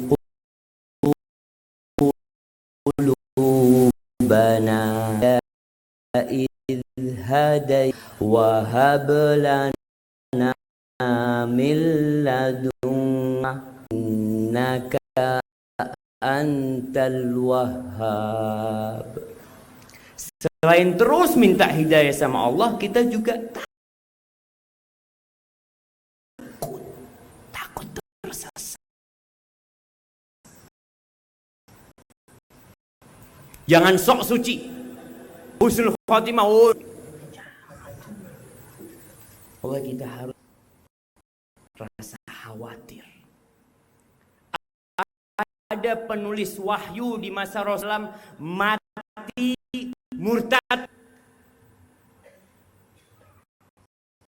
dan ada seorang mujahid fi sabilillah, bagaimana perjuangan dia di medan perang memerangi orang-orang musyrikin. La ilaha illallah, kata Rasulullah sallallahu alaihi wasallam ketika para sahabat takjub dengan kegagahan sahabat ini. Lalu Rasul SAW mengatakan huwa finnar, dia di neraka. Subhanallah. Akhirnya diikuti sama sahabat. Ternyata dia terluka dengan luka yang parah, dan dia nggak sabar menghadapi itu. Dia taruh pedangnya di tanah, ujungnya dibunuh. Kita perlu jaga hidayah ini sampai akhir hayat. Maka jangan sok suci. Terus berdoa, Rabbana la tuzigh qulubana ba'da idh hadaitana wa hab lana min ladunka rahmah innaka antal wahhab. Tadi yang disebutkan Ustaz Fadlan Mas. Ini sekarang musim ada yang hasad sama orang Arab. Sebagaimana Ustaz sebutkan tadi, orang Yahudi itu hasad sama orang Arab. Nggak mau kok nabinya orang Arab. Ada sebagian orang Indonesia yang mengatakan, loh, Islam Indonesia ini lebih baik dari Islamnya orang Arab. Sampai ada yang viral bagaimana mufti Mesir mengatakan kalau Allah tahu orang Indonesia lebih baik dari orang Arab, Indonesia ini menjadi penghalang hidayah tadi disebutkan. Dan agar kita bisa menjaga ini, udah tinggalkan hasad, tinggalkan kibir, dan baca Quran. Allah mengatakan, "Dzalikal la raiba fi hudal lil muttaqin." Terus antum baca Quran. Sama artinya. Karena banyak orang baca Al-Quranul Karim tapi tidak memahami dan memaknainya, dia dapat hadiah hidayah. Dia dapat tiap huruf 10 kebaikan. Tapi gimana dia mau dapat hidayah sedangkan dia nggak tahu? Kalau tadi disebutkan, kenapa ada orang yang masih terus melakukan riba padahal dia tiap bulan hatam Quran, one day one juice. Dia lewat tuh firman Allah setiap baca, ya ayyuhalladzina amanu taqullah wa dharu ma baqiya minar riba in kuntum mu'minin. Terus dia baca karena dia nggak paham. Tolong dibaca artinya. Inna hadzal Qur'an yahdi lilladzina aqwam. Maka antum lebih sering baca supaya hidayah itu terjaga. Yang terakhir, semua sudah disebut. Ana sebagai penutup aja. Kok lupa yang terakhir? Oh iya, saya tadi ingat terus. Apa yang antum pelajari di amal no. Rasul sallallahu alaihi wasallam mengatakan badiru bil a'mal fitanan ka qita'il lailil muzlim yusbihu ar-rajulu mu'minan wa yumsi kafiran wa yumsi mu'minan wa yusbihu kafiran yabi'u dinahu bi'aradin minad dunya. Kalian segera beramal, jangan ditunda-tunda. Yang tahu haram tinggalkan, yang tahu perintah kerjakan. Jangan ngomong oh nanti insyaallah Ustaz saya akan amalkan. Siap sampai esok hari. Segera beramal sebelum datangnya fitnah-fitnah, cobaan-cobaan. Seperti potongan malam yang gelap gulita sehingga orang bingung jemaah. Apa yang harus dia lakukan? Paginya beriman, sorenya kafir. Sorenya beriman, paginya kafir. Dia jual agamanya jemaah. Untuk mendapatkan sedikit kenikmatan dunia, untuk mendapatkan jabatan, untuk mendapatkan kenikmatan yang bakal segera amalkan. Dan Allah berjanji, kalau antum mengamalkan apa yang antum ketahui, kasih keteguhan dalam hidayah tersebut. Lau annahum fa'alu ma yu'adzuna bihi lakana khairan lahum wa ashadda tathbita wa idzal la'atainahum min ladunna ajran 'azima wa lahadainahum siratan mustaqim. Andai kata orang-orang itu mengamalkan petuah-petuah yang disampaikan kepada mereka, itu akan lebih baik buat mereka. Dan itu akan lebih meneguh, akan berikan ganjaran kepada tiap orang beramal. Itu dapat ganjaran plus kasih hidayah. Amalan itu menjaga hidayah antum. Akan ditetapkan di atas hidayah sampai kematian itu tiba. Allahumma inna nas'aluka husna wa na'udzubika min su'il khatimah. Amin. Mungkin itu yang bisa Anda sampaikan. Baik, sesi materi sudah selesai. Jazakumullah khairan kepada kedua pemateri kita, dan kita akan berlanjut ke sesi tanya jawab. Mungkin ada pertanyaan secara langsung. Foto. Antum, mic. Ada mic teman-teman. Afwan Ustaz.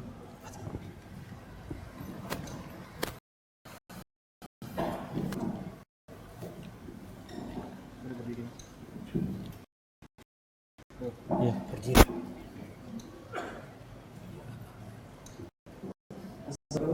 Waalaikumsalam warahmatullahi wabarakatuh.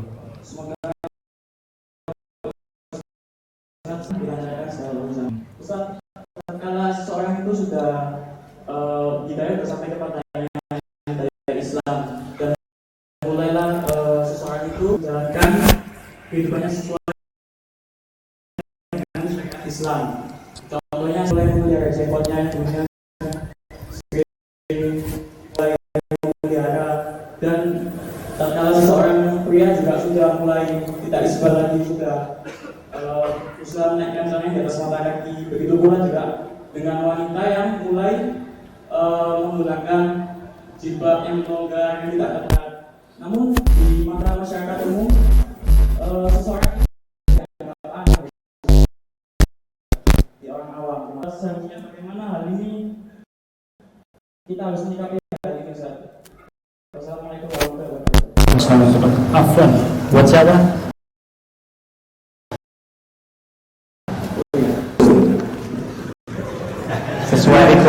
Sesuai request. Antum semuanya sudah Anda dengarkan. Mana semuanya kesel. Nah, ketika seorang mendapat dan dia mulai menjalankan hidayah itu, Allah akan berikan ujian kepada dia. Dan itu sebuah keniscayaan. Antum tidak akan pernah selakian. Para nabi yang lebih baik dari antum,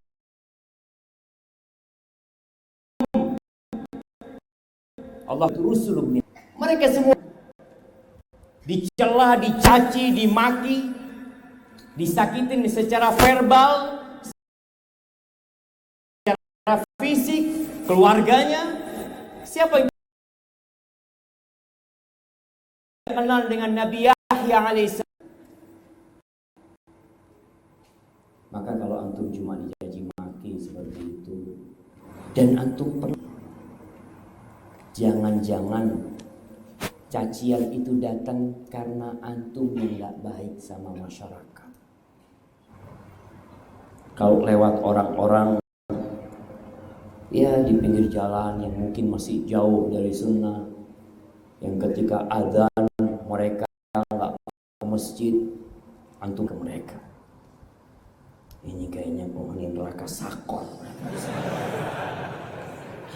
Allah mengatakan apa? Masalakakum fi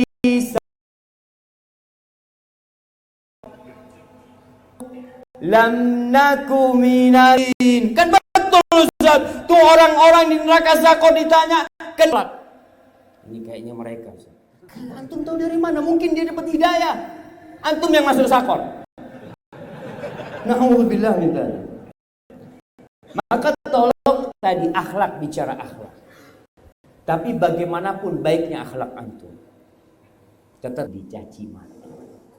Tugasnya ya sabar. Kalau nggak kuat Ustaz, sampai sebagian mungkin berpikir untuk hijrah dari tempat itu, meninggalkan tempat itu. Kalau antum gak kuat bersabar, tolong minta bantuan Allah. Jangan bersandar kepada diri antum. Allah mengatakan wasta'inu bis-sabri was-shalah. Minta tolonglah kepada Allah. Nah, berat apa yang beliau lakukan? Sholat. Maka itu yang perlu kita lakukan, menghadapi makian dan berbagai macam godaan di masyarakat. Sekali lagi, antum jangan hanya penampilannya yang berubah, tapi akhlak berubah. Antum jadilah orang yang humble sama masyarakat, ya, yang bergaul sama mereka. Kalau punya rezeki bagi-bagi sama mereka, sama tetangga. Insya Allah cacian dan makian itu akan berkurang karena hanya karena nggak paham aja dia seperti itu. Hadza wallahu a'lam bissawab. Baik, mungkin ada lagi. Foto Mas. Antum. Oh. Tuh, mic-nya satunya mana? Belum balik. Oh, sudah balik. Afwan untuk siapa? Antum. Itu yang berdiri.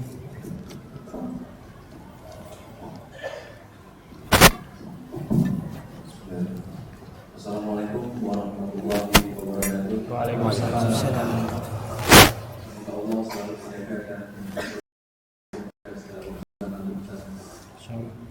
Pertanyaannya untuk siapa, Mas? Ustaz Syafiq aja. Untuk Ustaz Fadlan. Nggak bisa jawab kalau ada beliau. Ada muftinya soalnya.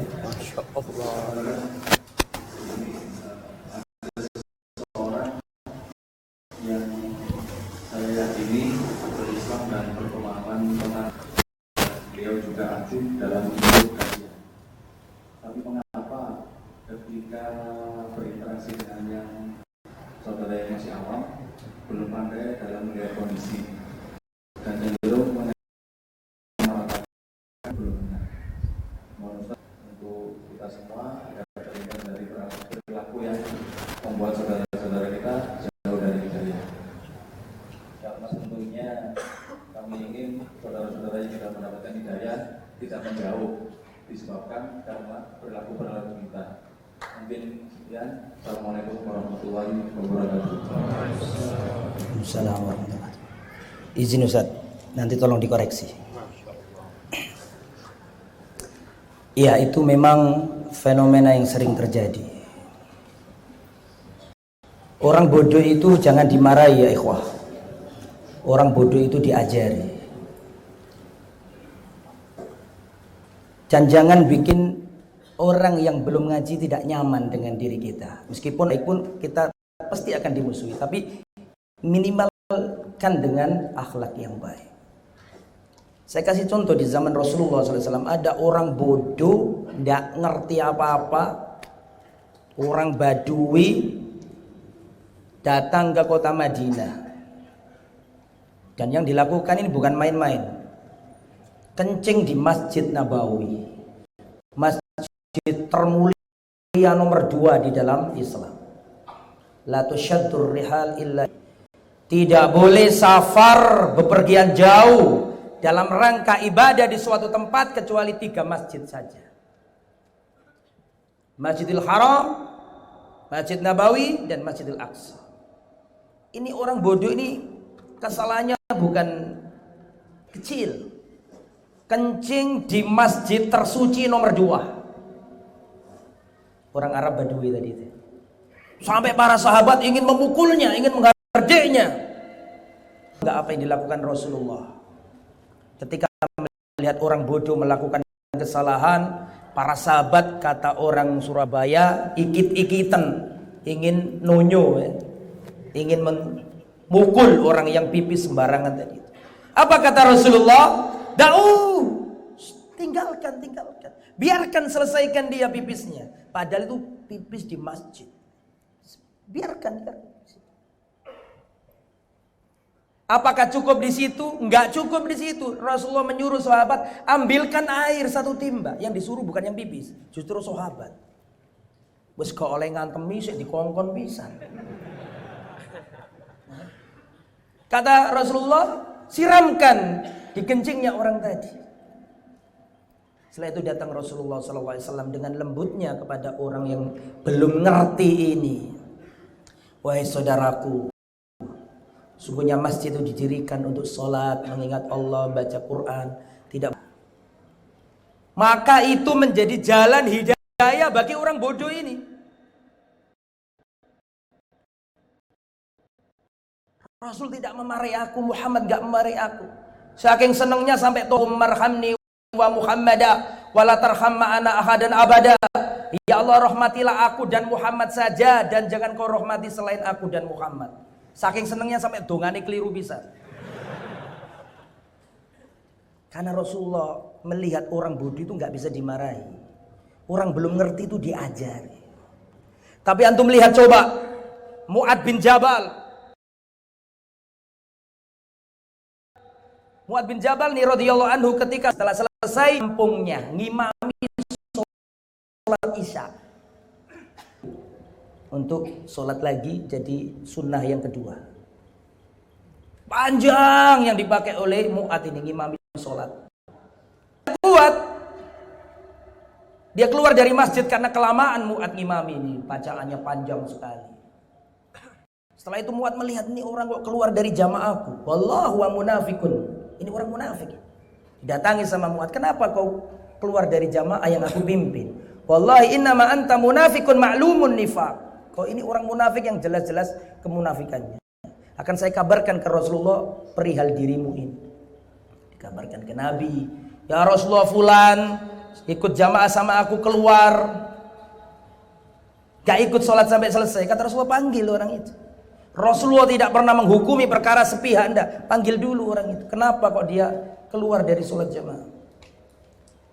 Ditanya nih, kenapa kok nggak ikut sampai selesai? Ya Rasulullah, kita sudah capek, ya. Terus datang Mu'ad ngimami kami dengan bacaan yang sangat panjang sekali, kita nggak kuat ya Rasulullah. Apa yang dikatakan Rasulullah? Rasulullah berkata kepada Mu'ad, ya Mu'ad, afattanun anta ya Mu'ad. Apa kau membuat fitnah wahai Mu'ad? Inilah kita bisa menarik kesimpulan di sini. Orang awam nggak bisa dimarahi ya ikhwah. Justru dalam kasus ini Rasulullah memarahi Mu'ad, tidak memarahi siapa? Orang Arab Badui bodoh kencing di Masjid Nabawi, nggak dimarahi. Begitupun dengan kita. Kita tempatkan saudara-saudara kita yang belum paham dengan pandangan kasih sayang. Bagaimana hidayah bisa sampai ke dia? Yang terus terang ini kadang-kadang penyakitnya kita yang sudah ngaji. Masuk masjid, ini masjidnya siapa? Itu kan masjid kita. Kadang-kadang kita ini, mohon maaf, kurang memperhatikan seperti itu. Datang tanpa permisi, sopan santunnya kurang. Nah, lihat kanan kiri, sapalah orang, mungkin dia ketua takmir. Ada suatu kajian di masjid yang biasanya bukan tempat kita kajian. Masjid barulah kita mau buka. Tiba-tiba teman-teman yang sudah ngaji ini datang semuanya. Aku sekeroso ibu asli ini. Waktu tanya jawab, ini orang-orang awam semua. Teman-teman datang yang sudah ngaji, dibuka tanya jawab, karena kebiasaan di tempat itu langsung nggak pakai kertas tanya langsung. Ustadz, bagaimana hukum jenggot dan isbal? Bagaimana hukum memotong jenggot dan isbal? Padahal di situ masih banyak orang-orang awam. Jangan tergesa-gesa. Carilah wasilah sebaik mungkin untuk menarik orang, untuk kenal dengan dakwah yang penuh berkah ini. Akhwat-akhwat yang pakai cadar, kalau lihat saudara nyaman, buka cadarmu, kenalan, dan di ruangan tertutup nggak usah lah pakai cadar. Sama masyarakat juga ya dilihat bahasanya. Ada orang beli es, ya ada es bawa akhi berapa esnya? Bingung penjual esnya, akhi ini siapa?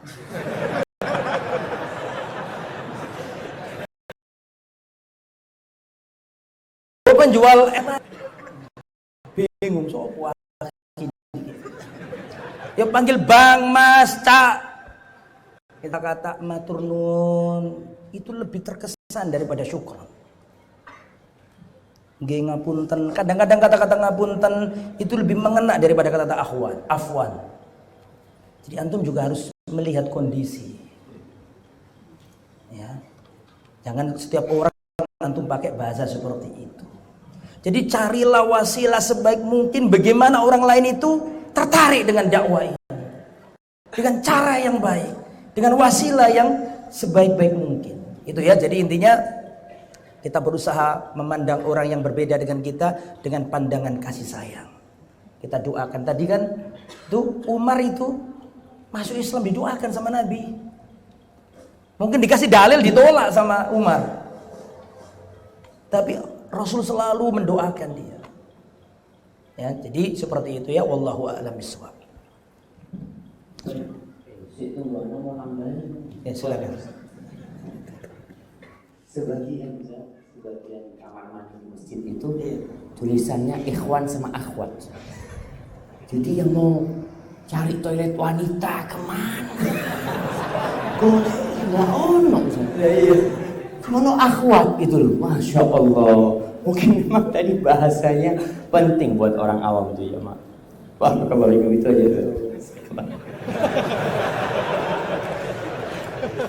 Baik, ini pertanyaan tertulis untuk Ustadz Syafiq. Bismillahirrahmanirrahim. Ustadz izin bertanya mengenai polemik ucapan salam lintas agama. Bolehkah umat Islam mengucapkan salam kepada orang kafir seperti selamat pagi atau salam sejahtera dan sebagainya? Apakah Rasulullah Shallallahu Alaihi Wasallam pernah mengucapkan salam kepada orang kafir? Dan bagaimana pendapat Ustadz tentang pernyataan bahwa cadar dan celana cingkrang bukan tolak ukur ketakwaan? Ini pengajian mulai dari awal ini.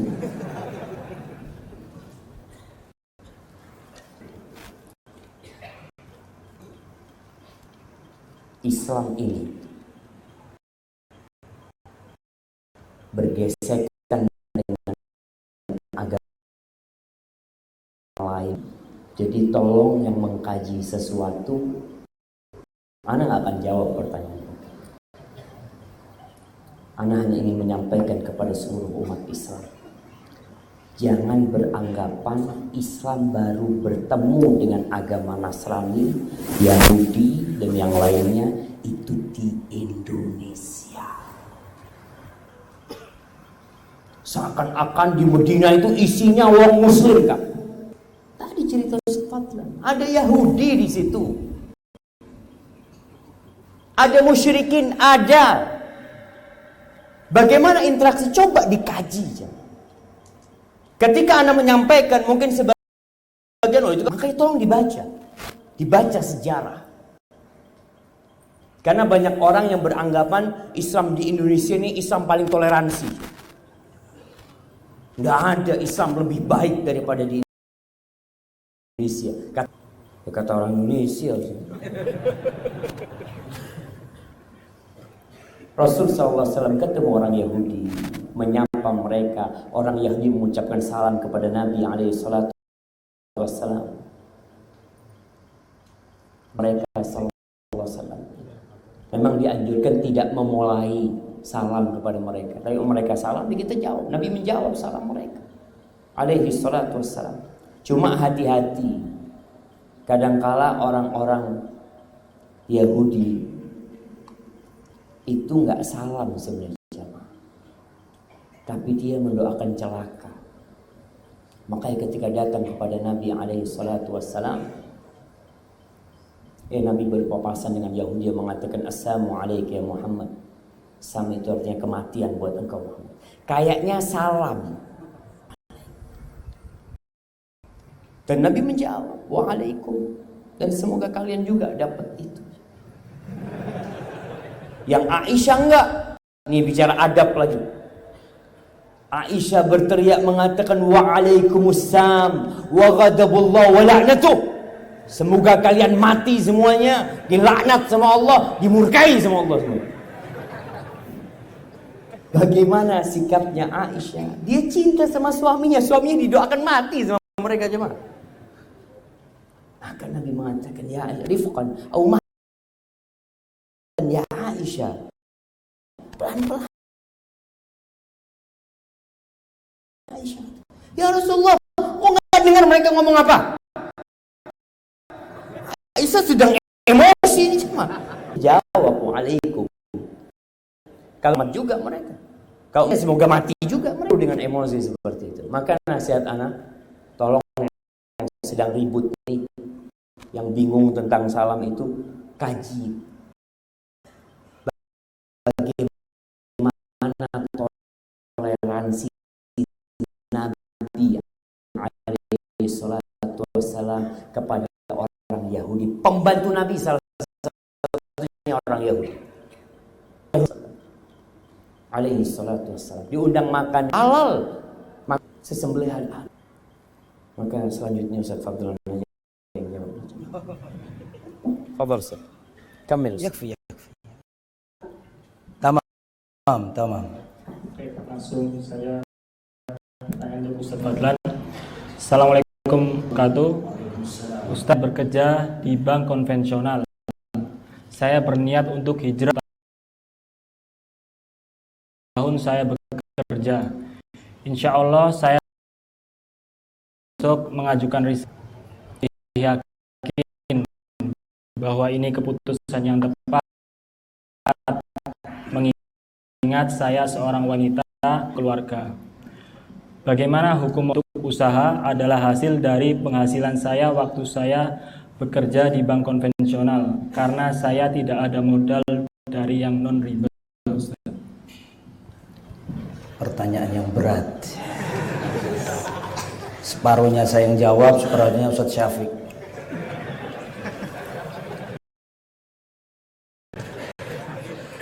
Pertanyaan pertama ini adalah kabar gembira. Kita bersyukur saudari kita partai untuk keluar dari lembaga, bahwa Nabi pernah berkata, man taraka syai'an lillah awwaluhu. Barang siapa meninggalkan sesuatu karena Allah, Allah akan ganti yang lebih baik. Ini masalah keimanan saja. Sudah ada janji dari Allah. Kalau Anda meninggalkan ridha Allah, lebih baik. Ini wajib diimani. Allah Subhanahu wa taala juga berfirman, "May yattaqillaha yaj'al lahu makhraja wa yarzuqhu min haitsu la yahtasib."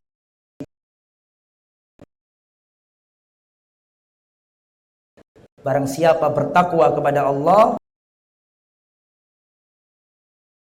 kasih solusi jalan keluar, itulah yahtas, dia tidak menduga-duganya.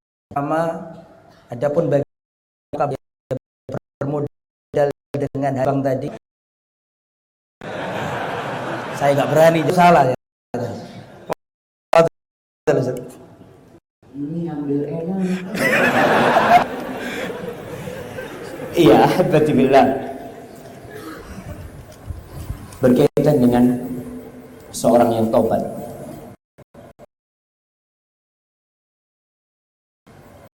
yang dulu dia melakukan transaksi, ada dua kemungkinan. Yang pertama, kalau transaksi itu dia bukan ngambil hak orang lain, transaksi riba tadi semacam lah doan, tapi haram, itu nggak boleh. Apakah hasilnya ketika dia tobat? Harus dia berlepas diri dari semuanya. Kalau yang barangnya haram, ya namanya kita piara babi, terus tobat, ya apa boleh nggak anak jual? Boleh. Memang dia barang najis yang haram untuk dijual belikan. Atau itu hasil curian, selesai nggak boleh, itu harus balik. Adalah yang transaksinya itu riba dengan riba. Transaksi tersebut. Ada dua pendapat ulama. Sebagian mengatakan, ya sudah, dia harus berlepas diri dari semuanya karena dia kembali kepada Allah Subhanahu wa taala dan itu hasil yang haram. Dan pendapat yang kedua, dan ini mungkin yang dikuatkan oleh Syekhul Islam Ibn Taimiyah rahimahullah taala, bahwa dia boleh pakai uang tersebut. Sebagaimana orang-orang kafir ketika masuk Islam, bahwasanya selesai semua akad-akad riba macam-macam yang dia lakukan itu, ketika dia masuk Islam itu diampuni semua jamaah. Dan boleh dia pakai harta dia. Apalagi ini orang muslim dan dia bertaubat, maka lebih utama, karena at-taubatu tajubbu ma qablah. Taubat itu menghapuskan yang sebelumnya. Intinya dia harus bertaubat dengan benar-benar taubat. Dan biasanya antum akan diuji lagi jamaah. Orang-orang yang hijrah itu kadang-kadang jadi nol, ditinggalkan keluarganya, ditinggalkan lalu kemudian terfikir kembali untuk kembali ke sana. Jangan. Antum minta tolong sama Allah SWT. Kalau ternyata usaha itu nggak sukses, berdoa, mungkin itu pembersihan buat antum, sehingga antum jadi bersih. Halo, wallahu a'lam bishawab. Gitu sih. Kalau mau ditambahin lagi, apa Ustaz? Assalamualaikum.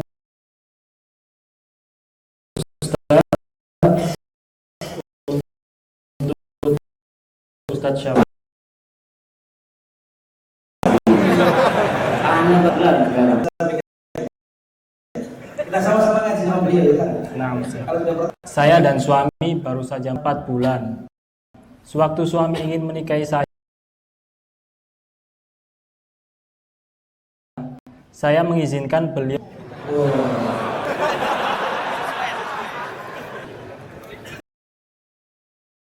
Tapi sekarang setelah menikah, saya sangat mencintai. Saya tidak mau berbagi suami dengan wanita lain. Ya jangan dibagi, masa dipotong-potong sama suami. Dosa itu, haram bagi-bagi suami. Dan kalau bisa, inginnya beliau tidak poligami. Pertanyaannya, apakah boleh sikap saya seperti itu? Dan bolehkah saya mengusahakan supaya suami tidak poligami? Jazakallahu khairan.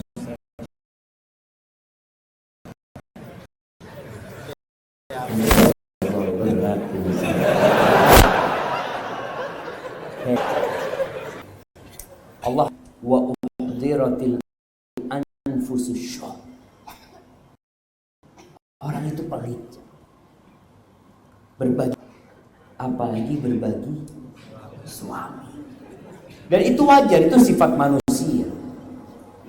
Bagaimana manusia yang cinta dengan hartanya tapi tetap dia dipaksa untuk mengeluarkan harta. Bahkan kita tahu sedekah itu burhan, bukti keimanan dia. Siapa yang enggak sayang dengan harta, pagja setelah dapat fulus, sedekah ya Allah. Bagi kalau melihat kotak amal lewat, astagfirullah, ana baru aja ngojek tadi capek, sekarang dateng ini. Aduh nggak lewat aja cepat. Ya manusia seperti itu, kecintaan dia kepada hartanya. Tapi karena ada perintah Allah Azza wa Jalla, dengan segala keterpaksaan dia coba untuk sedekah. Lama kelamaan dia jadi mudah bersedekah. Awalnya berat, tapi lama kelamaan bisa. Begitu pula dengan perempuan. Siapa yang mau bagi suami? Dilihat suaminya, ya Allah ganteng. Tuh suaminya. Laki-laki itu boleh apa nggak boleh? Tapi dengan syarat antum mampu berlaku adil. Nggak semua orang mampu. Kalau nggak mampu jangan coba-coba. Antum ingin bernikmat-nikmat sejenak, tapi ada azab yang menanti antum ketika antum tidak bisa berlaku adil. Dan seorang istri ketika melihat suaminya poligami, ingat suami nggak perlu izin istri, kecuali perlu izin istri untuk dapat surat nikah. Kalau nggak dapat surat nikah, ya gimana lah membujuk hati istri supaya mau tanda tangan. Karena ada cerita Ustaz, ada di Bandung Ustaz, ini suami mau poligami Ustaz, dia akhirnya syuf ini antara anak sama antum aja, jangan kasih tahu ibu-ibu. Siap? Dengar Ustaz? Udah nggak dengar lagi. Jadi si suami ini minta tanda tangan istri, banyak berkas. Kalau beli tanah kan harus tanda tangan istri, apa tanda tangan disisipkan di dalam sana jamaah. Ada tanda tangan izin nikah lagi. Ya istri kan nggak ngurus. Anak kalau tanda tangan jual beli tanah itu kan dikasih tahu tanda tangan sini, tanda tangan, nanti dibalik tanda tangan sini, tanda tangan. Istri pokok tanda tangan, tanda tangan, tanda tangan. Masya Allah, nikah lagi. Marah-marah kata suami, loh kamu kan udah tanda tangan, mana ini? Ternyata ditipu. Itu halal nggak cara kayak gitu Ustaz? Karena mau tanya Ustaz. Nggak tahu Ustaz. Mungkin Ustaz bisa coba. Istrinya dibelikan tanah dulu berarti Ustaz. Sekali ada tanda tangan, hadiah. Terlalu besar ini suapnya ini. Allahu Akbar. Jadi intinya jamaah, kalau antum mau nikah lagi harus ada kesiapan. Dan seorang wanita merasa berat itu wajar. Wajar itu sebagai tabiat wanita. Antum pikir istri-istri Nabi itu sallallahu ala nabi wasallam ketika mendengar Nabi nikah lagi, mereka itu senang. Susah juga mereka. Sampai bagaimana Aisyah ketika mendengar Rasulullah sallallahu alaihi wasallam menikah dengan Ummu Salamah, Aisyah itu langsung pakai jilbabnya. Dia nggak pernah lihat Ummu Salamah. Dia datang ke rumahnya Ummu Salamah, lagi rame walimah kan.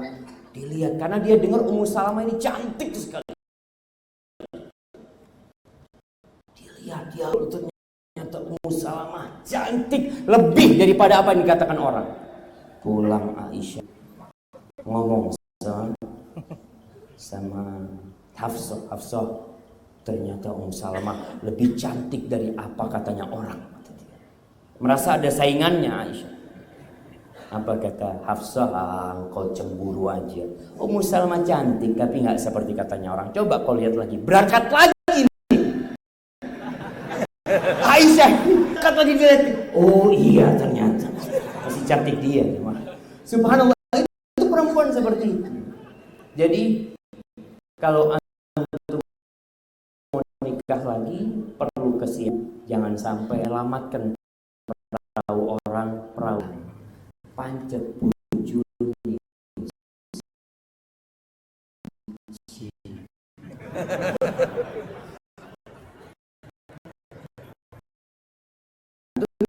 Mau poligami gitu.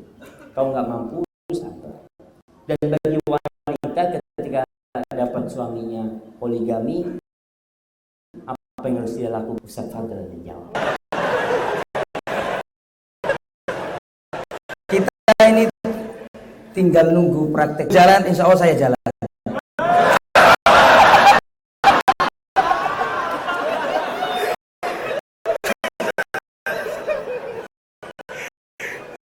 Ini kan teori tadi kan ya, tinggal nunggu dari beliau. Yang menurut saya dia mendapat hidayah. Yang awalnya jarang ibadah, sekarang menjadi lebih banyak sampai dia gemar bersolawat dengan meniru-niru di YouTube, yaitu sholat mafi dari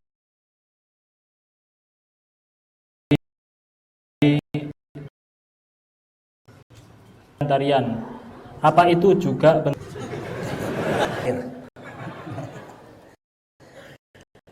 Pertama ya ikhwah, tadi kan Syafiq bahwa orang sudah dapat hidayah itu nggak ada yang jamin hidayah terus ada.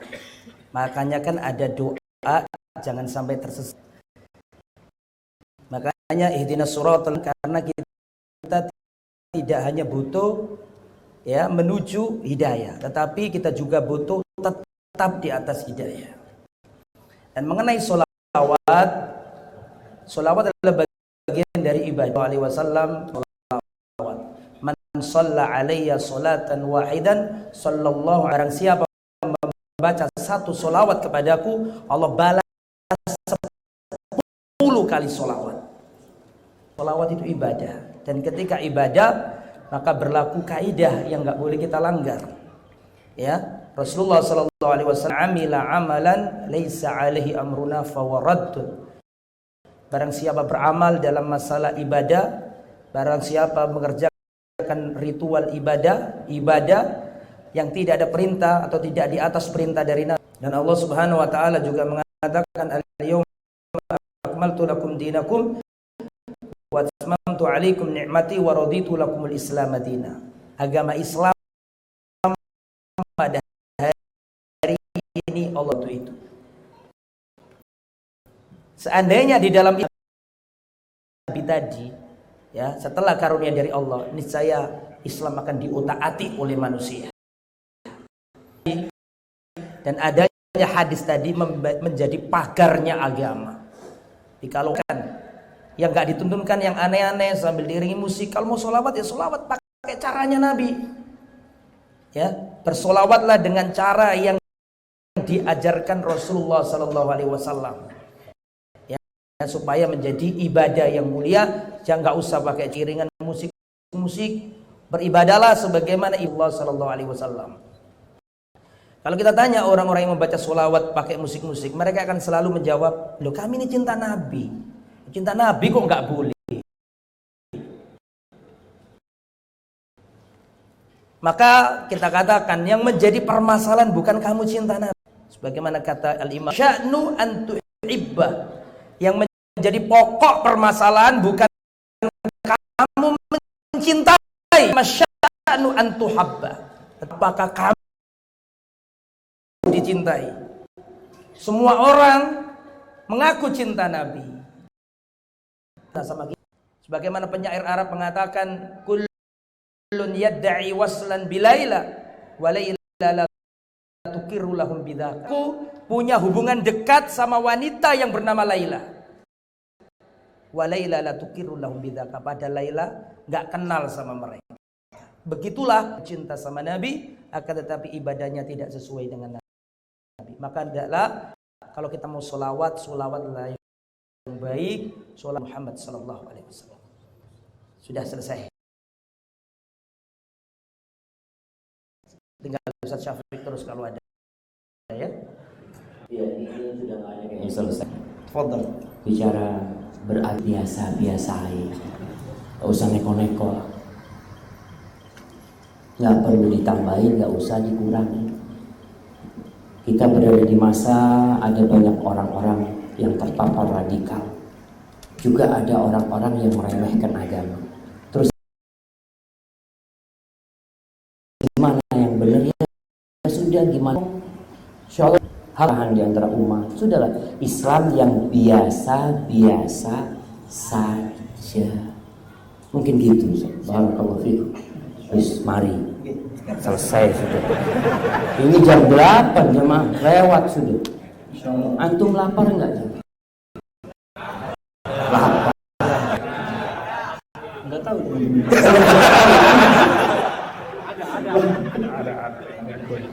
Baik, telah usai tabligh akbar kita malam ini, kita ucapkan jazakumullahu khairan kepada kedua pemateri kita. Kami khususnya dari One Kolbu mengucapkan mohon maaf jika banyak kekurangan. Kita tutup dengan doa kafaratul majelis. Subhanakallahumma bihamdik asyhadu an la ilaha illa anta astaghfiruka wa atubu ilaik. Wassalamualaikum warahmatullahi wabarakatuh.